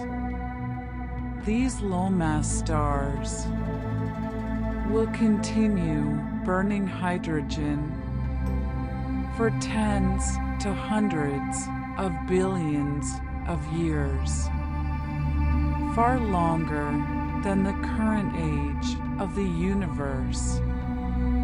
This wide range of evolutionary timescales means that the galaxy contains stars at all different stages of evolution simultaneously, from protostars still forming in molecular clouds to ancient red giants nearing the end of their lives, to white dwarfs that formed billions of years ago and have been slowly cooling ever since. The mixture of stellar ages and evolutionary states contributes to the overall appearance and properties of the galaxy, with different stellar populations contributing to different components and showing different spatial and kinematic distributions. The globular clusters orbiting in the galactic halo are among the oldest objects in the Milky Way, with ages of approximately 12 to 13 billion years, comparable to the age of the galaxy itself.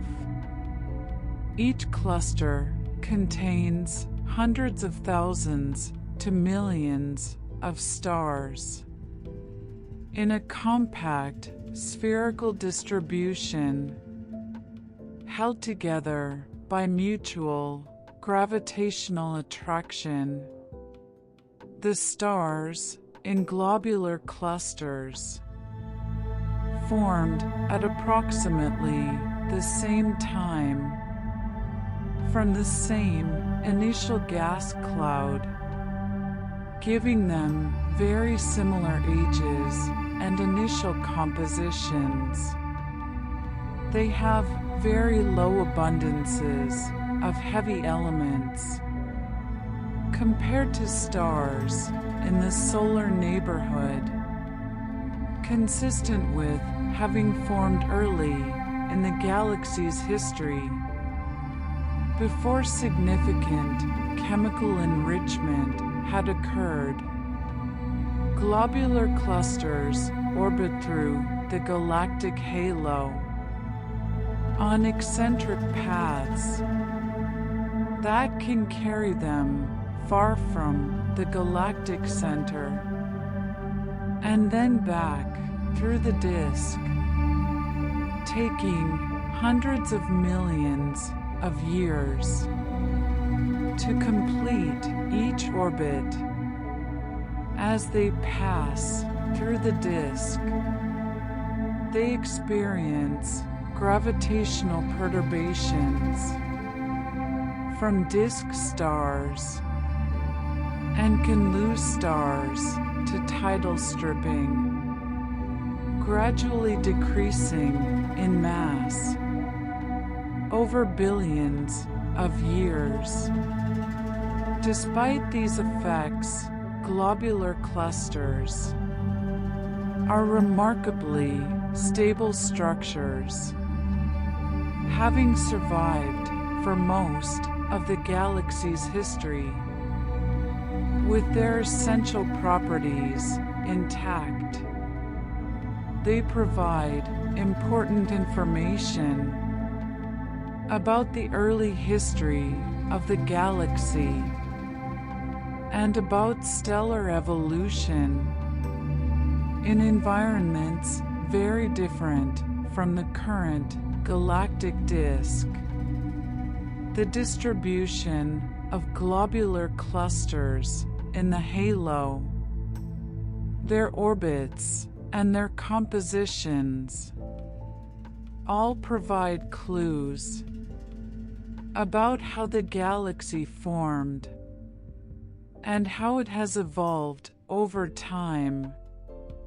The magnetic fields present throughout the Milky Way, though weak by laboratory standards, play a role in organizing the interstellar medium and influencing the motion of charged particles.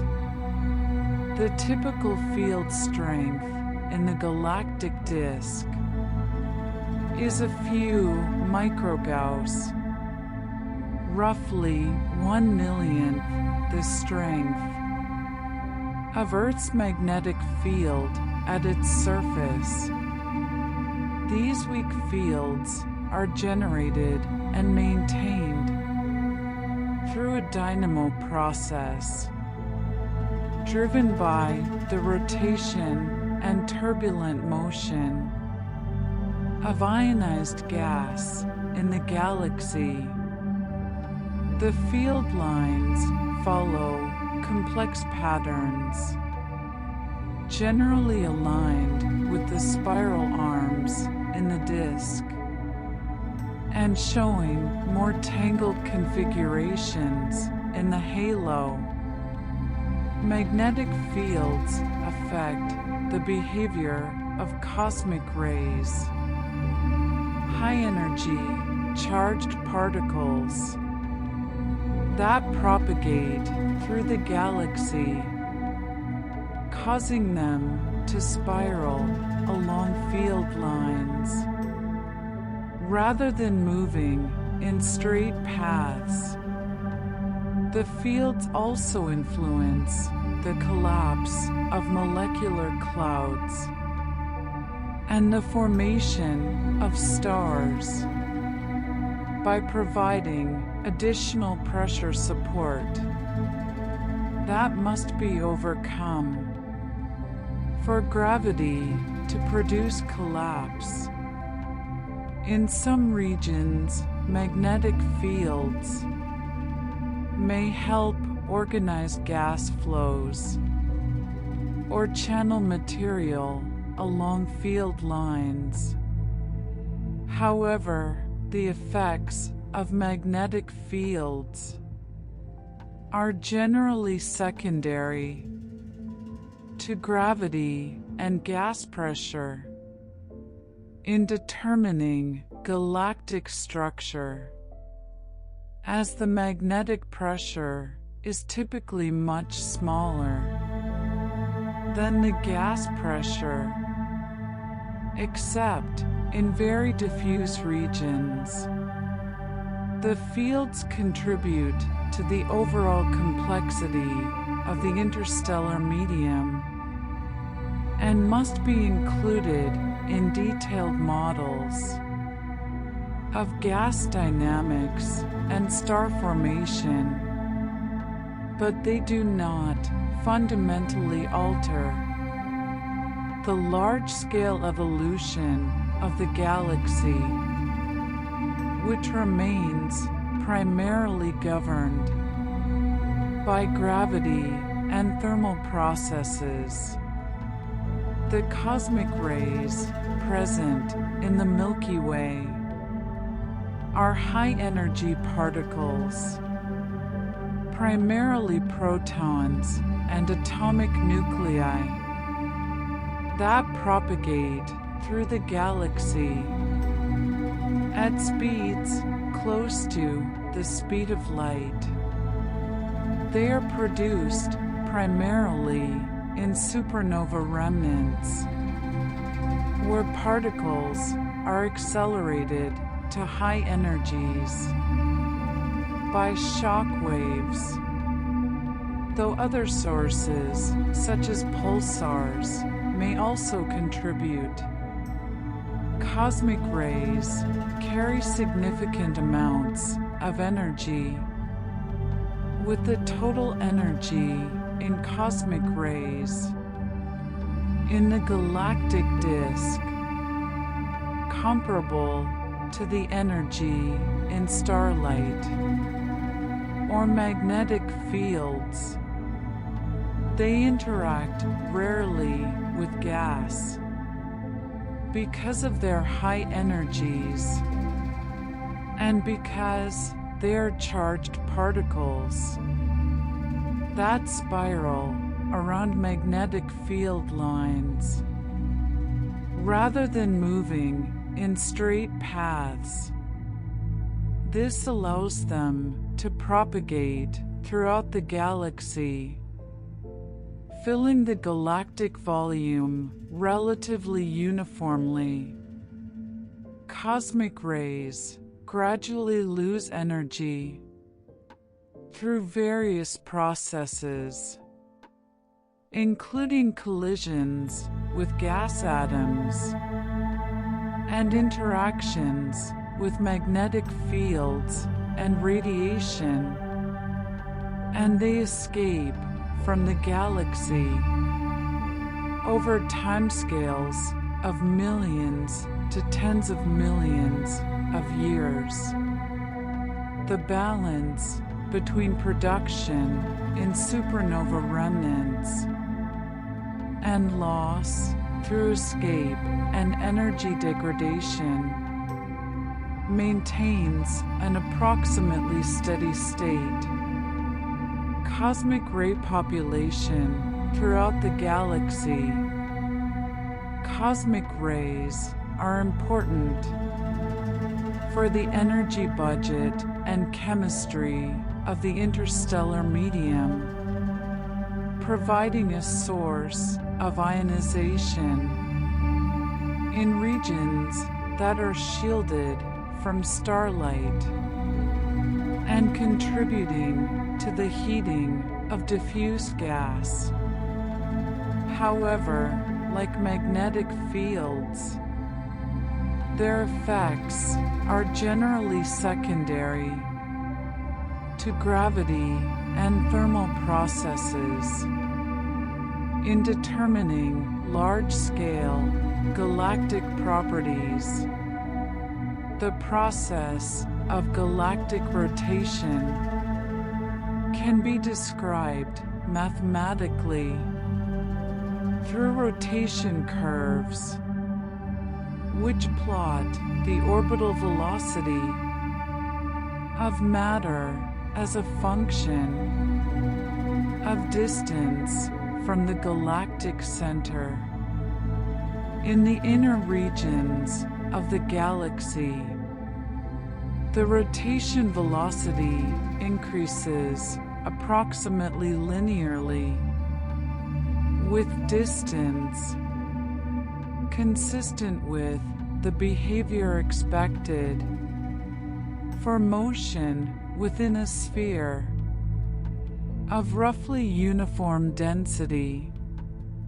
In the outer regions, the rotation velocity becomes approximately constant or decreases only slowly with distance, quite different from what would be expected if all the mass were concentrated at the center.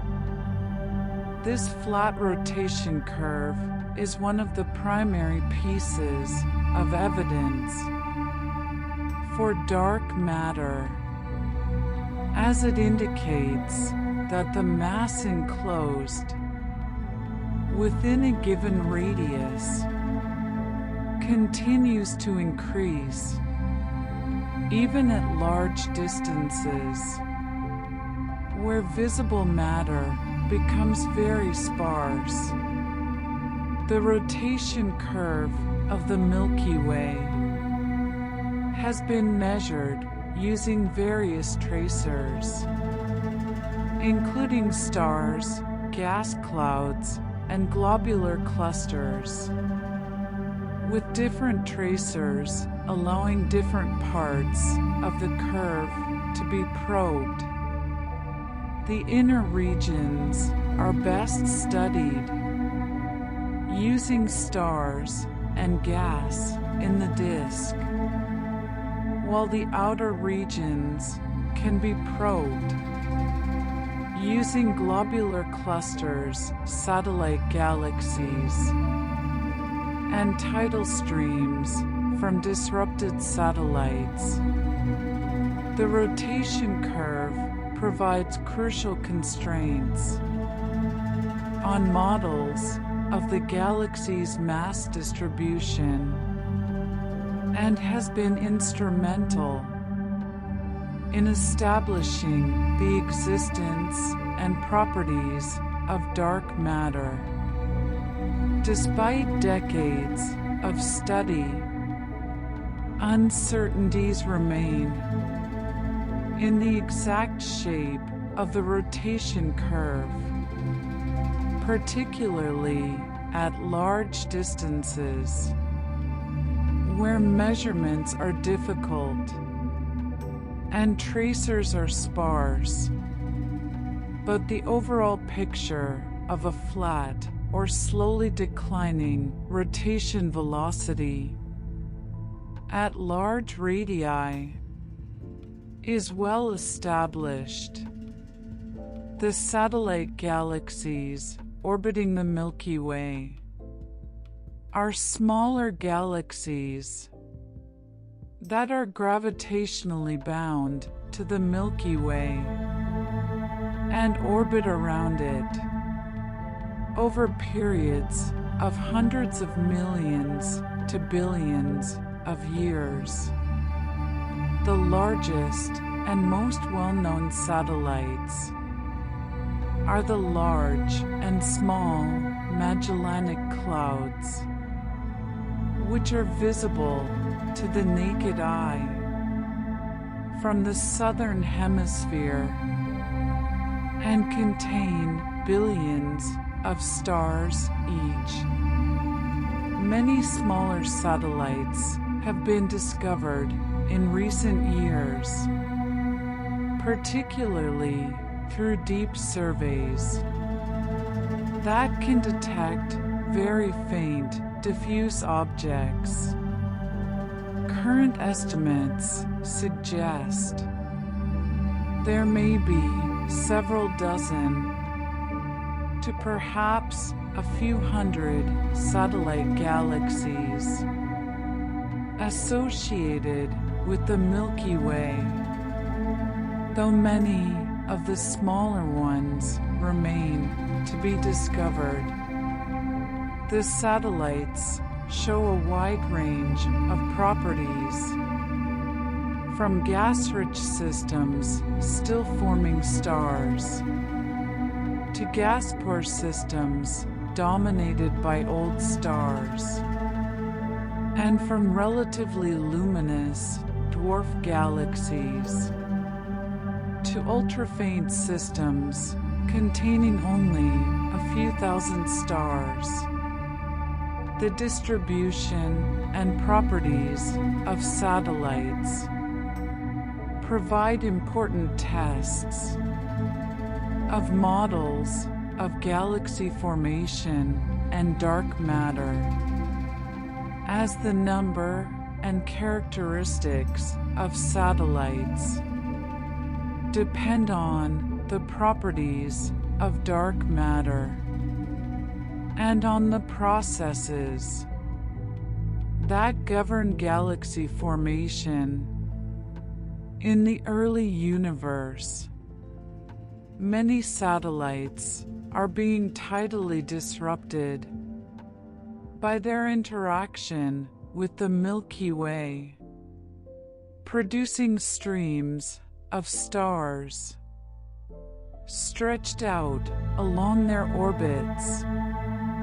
Over time, these satellites will be completely torn apart, and their stars will be incorporated into the Milky Way's halo, a process that has likely occurred many times throughout the galaxy's history and has contributed significantly to building up the halo population. The virial theorem relates the gravitational potential energy of a system to its kinetic energy, providing a useful tool for understanding the equilibrium state of the galaxy. For a self-gravitating system in equilibrium, the kinetic energy is approximately equal to half the magnitude of the gravitational potential energy, a relationship that emerges from the balance between gravity and motion required to maintain stability. This relationship can be used to estimate the total mass of the galaxy from observations of stellar velocities, as the kinetic energy is directly related to the velocity dispersion of stars, and the potential energy is related to the mass and size of the system. The virial theorem applies strictly only to systems in equilibrium, but the Milky Way is sufficiently close to equilibrium that the theorem provides useful approximations for many purposes. Deviations from virial equilibrium can indicate that the system is evolving, either through accretion of new material, loss of material through escape, or internal readjustments due to changing mass distributions. The galaxy as a whole appears to be close to virial equilibrium, suggesting that major disruptions or rapid evolutionary changes are not currently occurring, consistent with the picture of gradual, slow evolution over billions of years. The distribution of stellar ages in the Milky Way shows that star formation has been ongoing throughout the galaxy's history, with stars present from very old ages of approximately 13 billion years to newly formed stars still embedded in their parent molecular clouds. The thin disk contains stars with a wide range of ages, but with a substantial fraction being relatively young, less than a few billion years old. The thick disk contains primarily older stars, with ages typically greater than 7 to 10 billion years. The bulge contains a mixture of ages, but is dominated by old stars. The haloglobular clusters and field stars are uniformly very old, with ages comparable to the age of the galaxy itself. This age distribution reflects the different formation and evolution histories of the various galactic components, with the halo forming early and then remaining relatively unchanged, the disk forming more gradually and continuing to form stars up to the present, and the bulge forming through some combination of early collapse and later secular evolution of the inner disk. The age distribution also shows that the star formation rate in the galaxy has varied over time, with some evidence for epochs of enhanced star formation in the past, though the overall rate has been relatively steady compared to some other galaxies that show more extreme variations. The presence of very old stars in all components of the galaxy indicates that star formation began very early in the galaxy's history, within the first billion years after the Big Bang. The escape velocity from the Milky Way, the minimum velocity required for an object to escape from the galaxy's gravitational influence provides another measure of the galaxy's total mass. At the Sun's location, the escape velocity is approximately 500 to 600 kilometers per second, significantly higher than the orbital velocity of approximately 220 kilometers per second. This means that objects in circular orbits are gravitationally bound to the galaxy, while objects with velocities approaching or exceeding the escape velocity can potentially leave the galaxy entirely.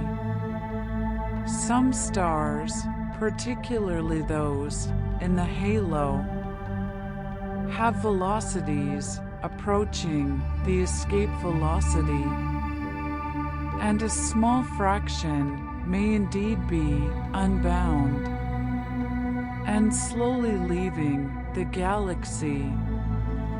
These high-velocity stars may have been accelerated through gravitational interactions with the supermassive black hole at the galactic center, through supernova explosions in binary systems, or through the tidal disruption of binary stars during close encounters with other massive objects.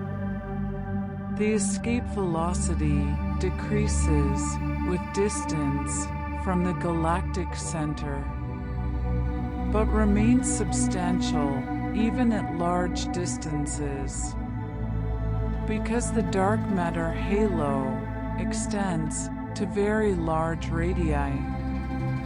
Objects at large distances from the galaxy, such as the outer satellites and tidal streams, may have velocities close to the local escape velocity, making their orbital evolution sensitive to small perturbations and making it difficult to determine with certainty whether they are bound or will eventually escape.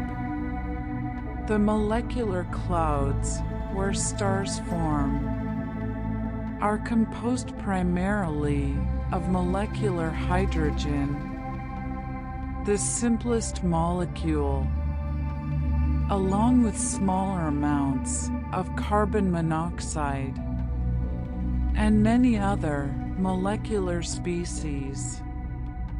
These clouds are among the coldest objects in the galaxy, with typical temperatures of 10 to 20 degrees above absolute zero. At these low temperatures, gas atoms move slowly and can stick together when they collide, forming molecules on the surfaces of dust grains that provide sites for chemical reactions.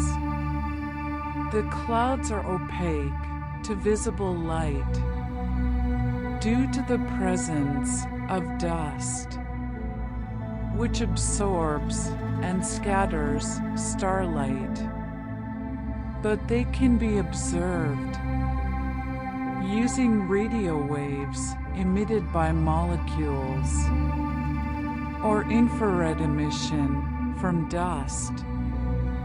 Molecular clouds have masses ranging from a few thousand to several million solar masses, and sizes from a few light years to hundreds of light years. They are supported against gravitational collapse, primarily by turbulent motions, with supersonic gas flows creating complex structure and providing pressure that counteracts gravity. The turbulence is driven by various processes, including stellar winds, supernova explosions, and gravitational instabilities, and it decays over timescales of millions of years, if not continuously replenished. Regions within molecular clouds, where turbulent support fails and gravity becomes dominant, can collapse to form stars, a process that involves the fragmentation of the cloud into smaller, dense cores that each form one or a few stars.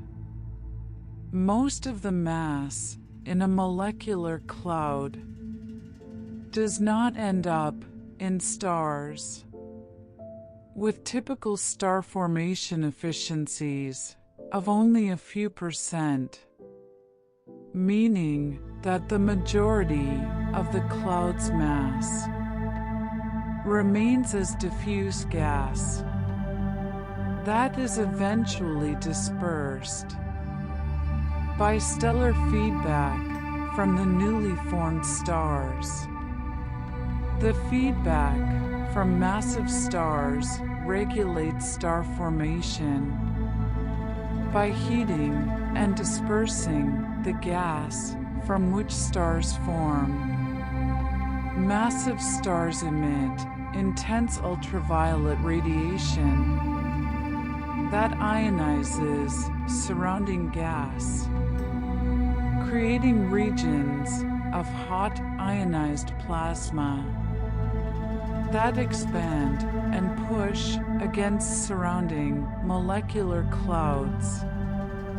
Stellar winds from massive stars, particularly during their red supergiant and Wolf-Rayet phases, carry away substantial amounts of mass at high velocities, creating expanding shells of gas that sweep up surrounding material. When massive stars finally explode as supernovae, they inject enormous amounts of energy into the interstellar medium, driving shock waves that can disrupt molecular clouds and trigger new episodes of star formation in compressed regions, while simultaneously heating large volumes of gas and preventing it from collapsing for millions of years. The combination of these feedback processes means that star formation is self-regulating. Regions of active star formation produce massive stars, whose feedback limits further star formation, keeping the overall star formation rate relatively low and preventing the rapid consumption of all available gas. This regulation operates locally on scales of individual molecular clouds and star-forming regions, but it has galaxy-wide effects because it determines how quickly gas is converted into stars and how much gas remains available for future generations of star formation.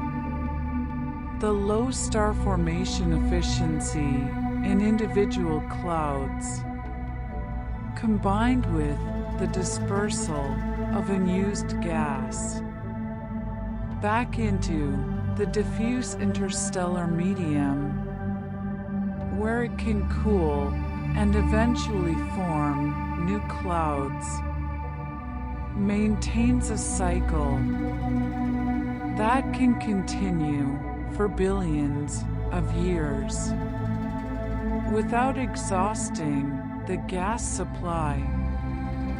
The diffuse ionized gas present throughout the galactic disk, sometimes called the warm ionized medium, consists of gas at temperatures of approximately 8,000 to 10,000 degrees, much warmer than molecular clouds, but much cooler than the hot gas created by supernova shocks.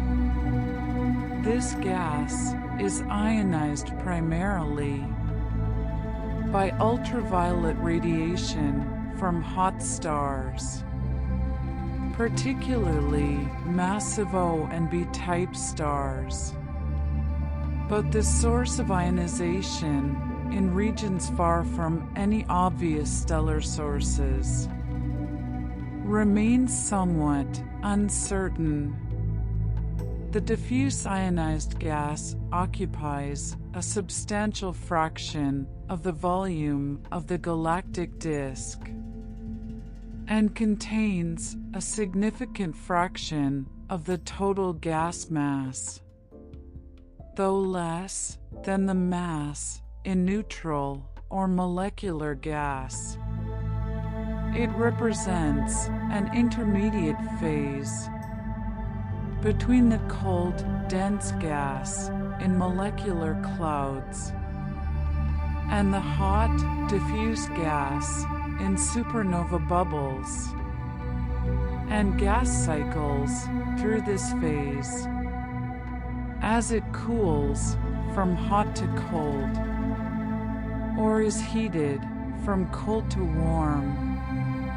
The presence of this warm ionized gas affects the propagation of radiation through the interstellar medium, contributes to the emission of certain spectral lines that can be used to study the distribution of gas in the galaxy, and plays a role in the thermal and ionization balance of the interstellar medium.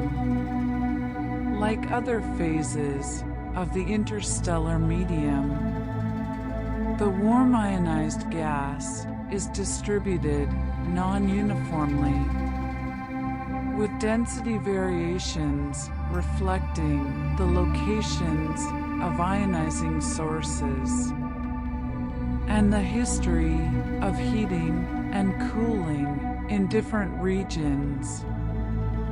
The dust grains present throughout the interstellar medium are tiny, solid particles, typically a fraction of a micron in size, composed primarily of silicates and carbonaceous materials. These grains form in the atmospheres of cool, evolved stars and are dispersed into the interstellar medium through stellar winds. They can also form in the expanding ejecta of supernova explosions, or through direct condensation from the gas phase in dense clouds. Dust grains play several important roles. In the interstellar medium, they absorb and scatter starlight, creating the extinction that makes distant stars appear dimmer and redder than they would otherwise. They emit thermal radiation in the infrared, providing an important cooling mechanism for molecular clouds. They provide surfaces on which chemical reactions can occur, enabling the formation of molecules that would be difficult or impossible to form through gas phase reactions alone. The formation of molecular hydrogen, the most abundant molecule in the galaxy, occurs primarily on dust grain surfaces. Dust grains also affect the dynamics of gas by coupling to magnetic fields and by creating additional opacity that can affect the radiative transfer of energy. The total mass of dust in the galaxy is approximately 1% of the gas mass, a small fraction, but sufficient to have significant effects on the appearance and behavior of the interstellar medium. The distribution of dust follows the distribution of gas, with highest concentrations in the galactic disk, and particularly in molecular clouds, and much lower concentrations in the halo and in regions between clouds. The chemical composition of the interstellar medium reflects the cumulative effects of billions of years of stellar nucleosynthesis and chemical evolution. The most abundant element is hydrogen, accounting for approximately 70% of the mass, followed by helium at approximately 28%. All heavier elements combined, sometimes referred to collectively as metals in astronomical terminology, account for only 1 to 2% of the mass in the solar neighborhood, though this fraction varies with location in the galaxy and has increased over cosmic time as successive generations of stars have produced and dispersed heavy elements. Among the heavy elements, oxygen, carbon, and nitrogen are the most abundant, followed by elements like iron, silicon, magnesium, and sulfur. The relative abundances of different elements reflect the nuclear fusion processes that produced them, with different elements being synthesized in different stellar environments. Elements up through iron are produced primarily through fusion in massive stars and are dispersed through supernova explosions. Elements heavier than iron are produced through neutron capture processes, either in massive stars or in the explosive environments of supernovae and neutron star mergers. The detailed pattern of elemental abundances provides information about the mixture of stellar sources that have contributed to the enrichment of the interstellar medium, and about the history of star formation and chemical evolution in the galaxy. Variations in composition between different stars reflect their formation from gas with different enrichment histories, with older stars generally showing lower heavy element abundances than younger stars. The timescale for chemical enrichment of the interstellar medium can be estimated by comparing the current abundance of heavy elements to the rate at which they are being produced and distributed by stars. If the current star formation rate and the fraction of massive stars in the stellar population are known, along with the amount of heavy elements produced per supernova, the rate of heavy element production can be calculated. Comparing this production rate to the current heavy element mass gives a timescale of several billion years, consistent with the picture of gradual enrichment over the galaxy's history. The actual enrichment history is more complex because the star formation rate has varied over time.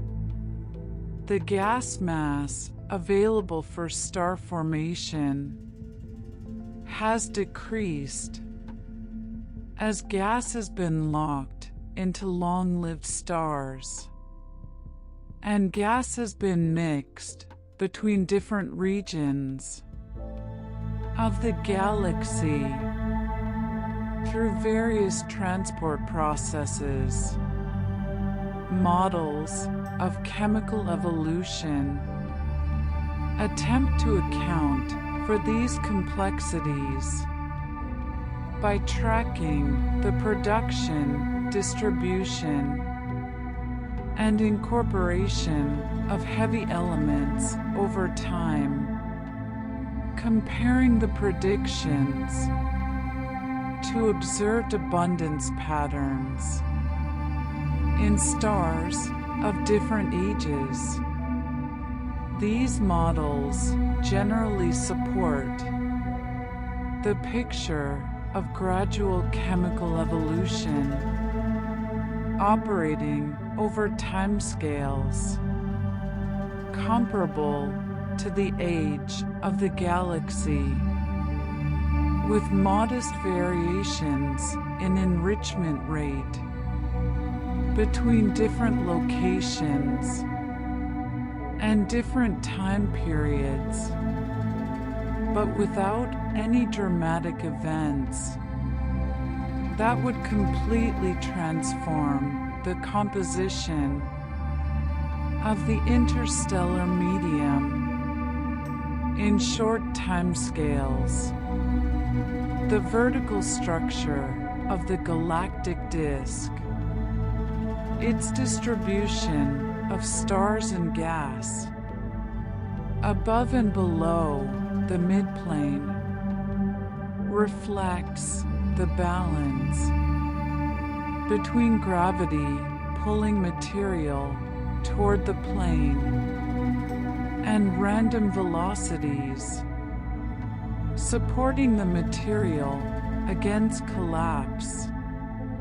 Stars oscillate above and below the midplane with periods of tens of millions of years, with the amplitude of oscillation depending on their random velocity perpendicular to the disk.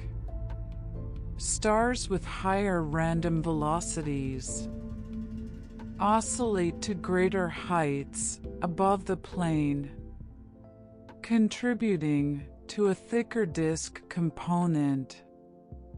The thickness of the stellar disk increases with the age of stars, as older stars have had more time to acquire random velocities through gravitational perturbations and therefore oscillate to greater heights. Gas is confined to a thinner layer than stars because it can dissipate energy through collisions, causing it to settle toward the midplane. The thin gas layer is maintained by a balance between gravity pulling gas down and pressure forces from gas motions and magnetic fields, providing support. The vertical structure is approximately Gaussian in shape for both stars and gas, though with different scale heights, reflecting their different velocity dispersions and ability to dissipate energy. The scale height of the thin stellar disk is approximately 300 light-years in the solar neighborhood, while the gas layer has a scale height of about 100 to 200 light-years. These scale heights are much smaller than the radial extent of the disk, giving the disk its characteristic flattened appearance.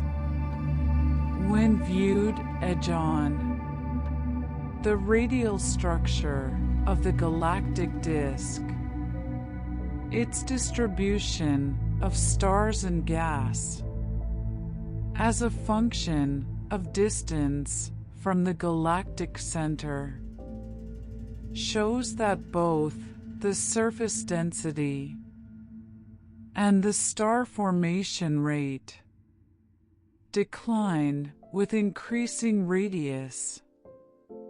The stellar surface density decreases approximately exponentially with radius, with a scale length of several thousand light-years.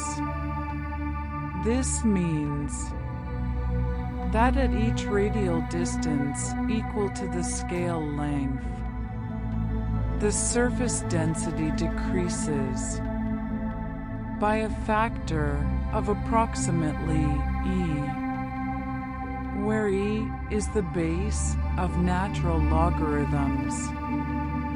The gas surface density also declines with radius, though the exact profile depends on whether one considers atomic hydrogen, molecular hydrogen, or the total gas content.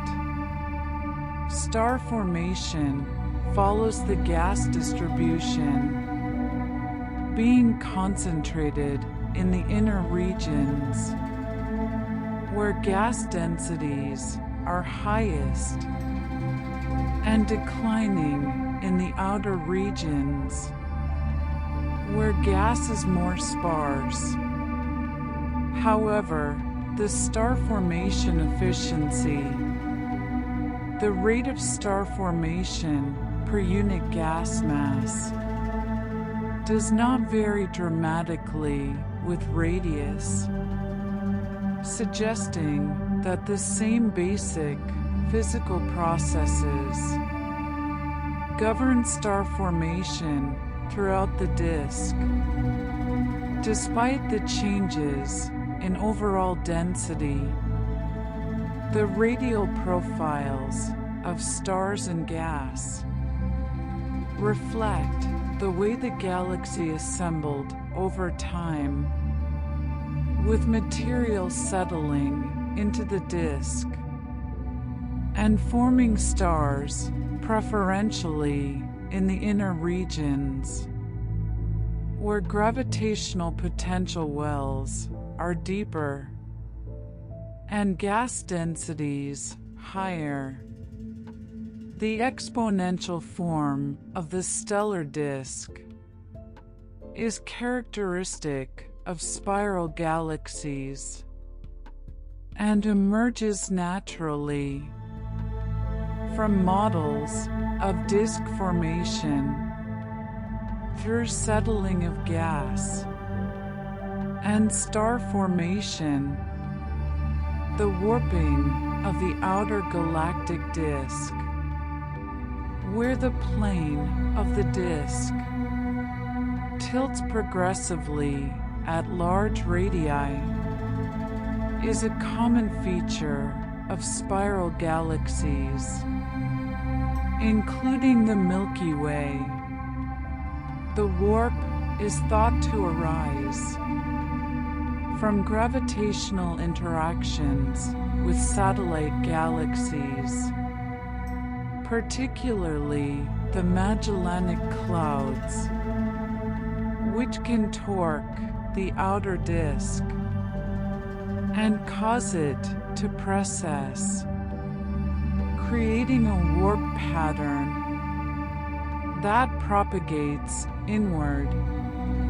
Alternatively, warps might be caused by misalignment between the angular momentum of accreting gas and the galaxy's rotation axis, or by instabilities in the dark matter halo. The warp in the Milky Way's disk becomes significant beyond radii of approximately 50,000 light-years, well beyond the solar circle, and increases in amplitude at greater distances, where the disk is less massive and more easily perturbed. The warping represents a departure from perfect exosymmetry and equilibrium, showing that the galaxy is responding dynamically to external perturbations, even though these responses occur on timescales of hundreds of millions of years. Despite the warp, the disk remains relatively stable and coherent, with no indication that it is breaking apart or becoming severely disrupted. The warp is simply another example of the subtle ways in which galaxies deviate from idealized, symmetric structures while remaining overall stable and organized. The metallicity gradient in the galactic disk, the systematic variation in heavy element abundance with galactic radius, shows that stars and gas in the inner galaxy have higher heavy element abundances than those in the outer galaxy. This gradient reflects the inside-out formation of the disk, with star formation beginning earliest and proceeding most rapidly in the inner regions, leading to faster chemical enrichment there compared to the outer regions, which have undergone less star formation and therefore less enrichment. The gradient has likely flattened over time as gas has been mixed radially through various processes, and as star formation in the outer disk has continued to enrich those regions, but a significant gradient remains. In the present-day galaxy, the exact slope of the metallicity gradient and its evolution over time provide constraints on models of disk formation and chemical evolution, with different models making different predictions about how rapidly radial mixing occurs and how star formation is distributed across the disk. Observations of the metallicity gradient use various tracers, including stars, gas, and star clusters, with different tracers probing different time periods and locations.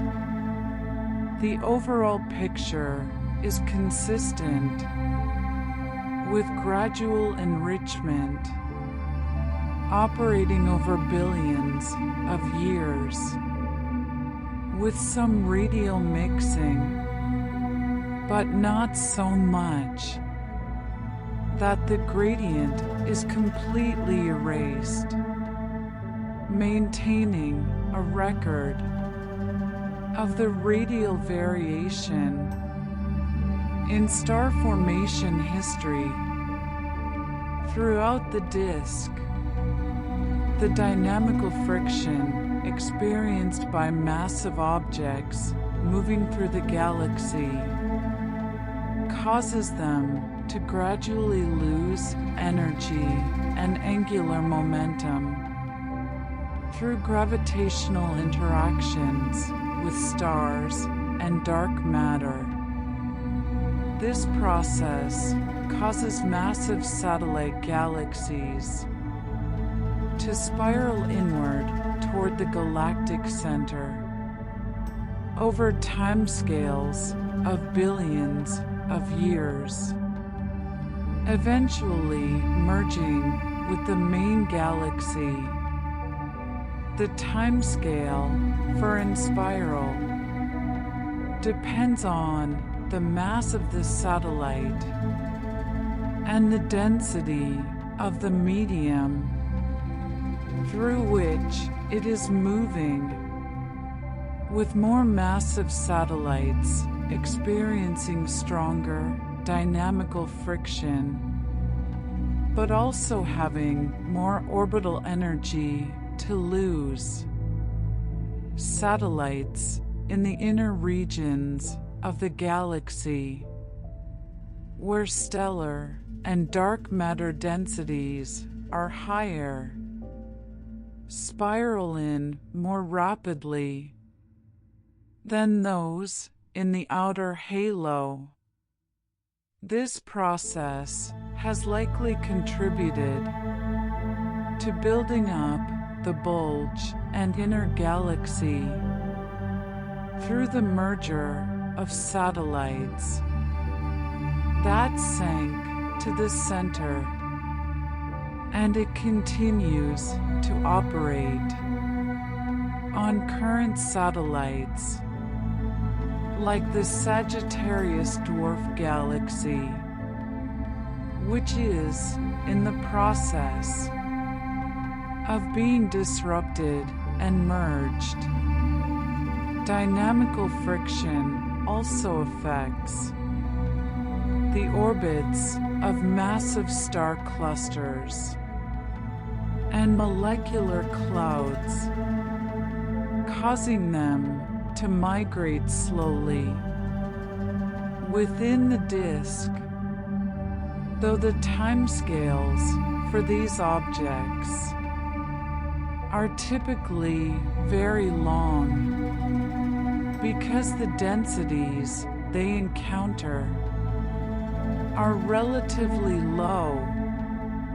The gradual operation of dynamical friction over billions of years represents another process through which the galaxy evolves slowly, with structures sinking toward regions of higher density and merging to build up central concentrations. The concept of phase mixing describes how structures in velocity space gradually disperse through the natural spreading of orbits with different periods and shapes.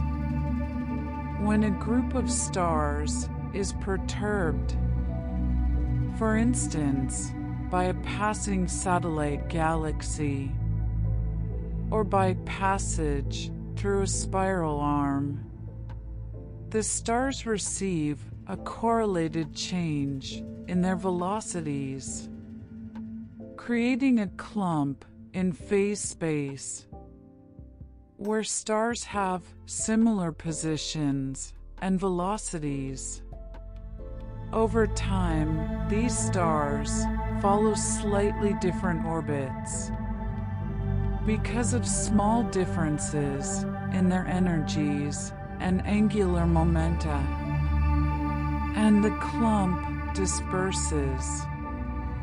As stars spread out along their individual orbits, the dispersion occurs gradually over many orbital periods, with the timescale depending on the orbital period and the magnitude of the differences between individual orbits. Phase mixing is an important process for understanding how structures in the stellar distribution evolve over time, and how signatures of past perturbations gradually fade.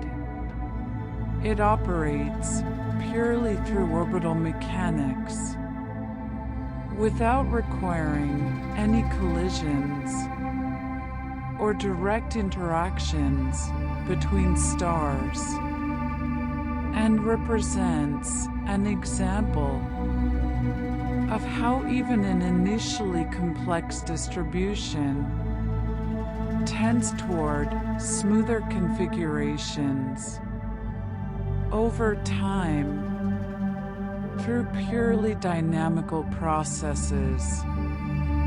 The gradual nature of phase mixing, operating over many orbital periods or billions of years, means that the effects of past perturbations can remain visible for very long times before finally being completely mixed away, providing potential windows into the galaxy's past interactions and evolution. The concept of a relaxation time in stellar dynamics refers to the timescale over which stellar orbits would be significantly randomized through two-body gravitational encounters between stars. For the galaxy as a whole, the relaxation time is extraordinarily long, many orders of magnitude longer than the current age of the universe, because stars are so widely separated that close encounters are extremely rare. This means the galaxy is effectively collisionless, with stellar motions determined by the smooth gravitational potential of the galaxy, rather than by individual encounters with other stars. Star clusters, particularly dense globular clusters, have much shorter relaxation times, in some cases comparable to or shorter than their ages, meaning that their dynamical state has been significantly affected by stellar encounters.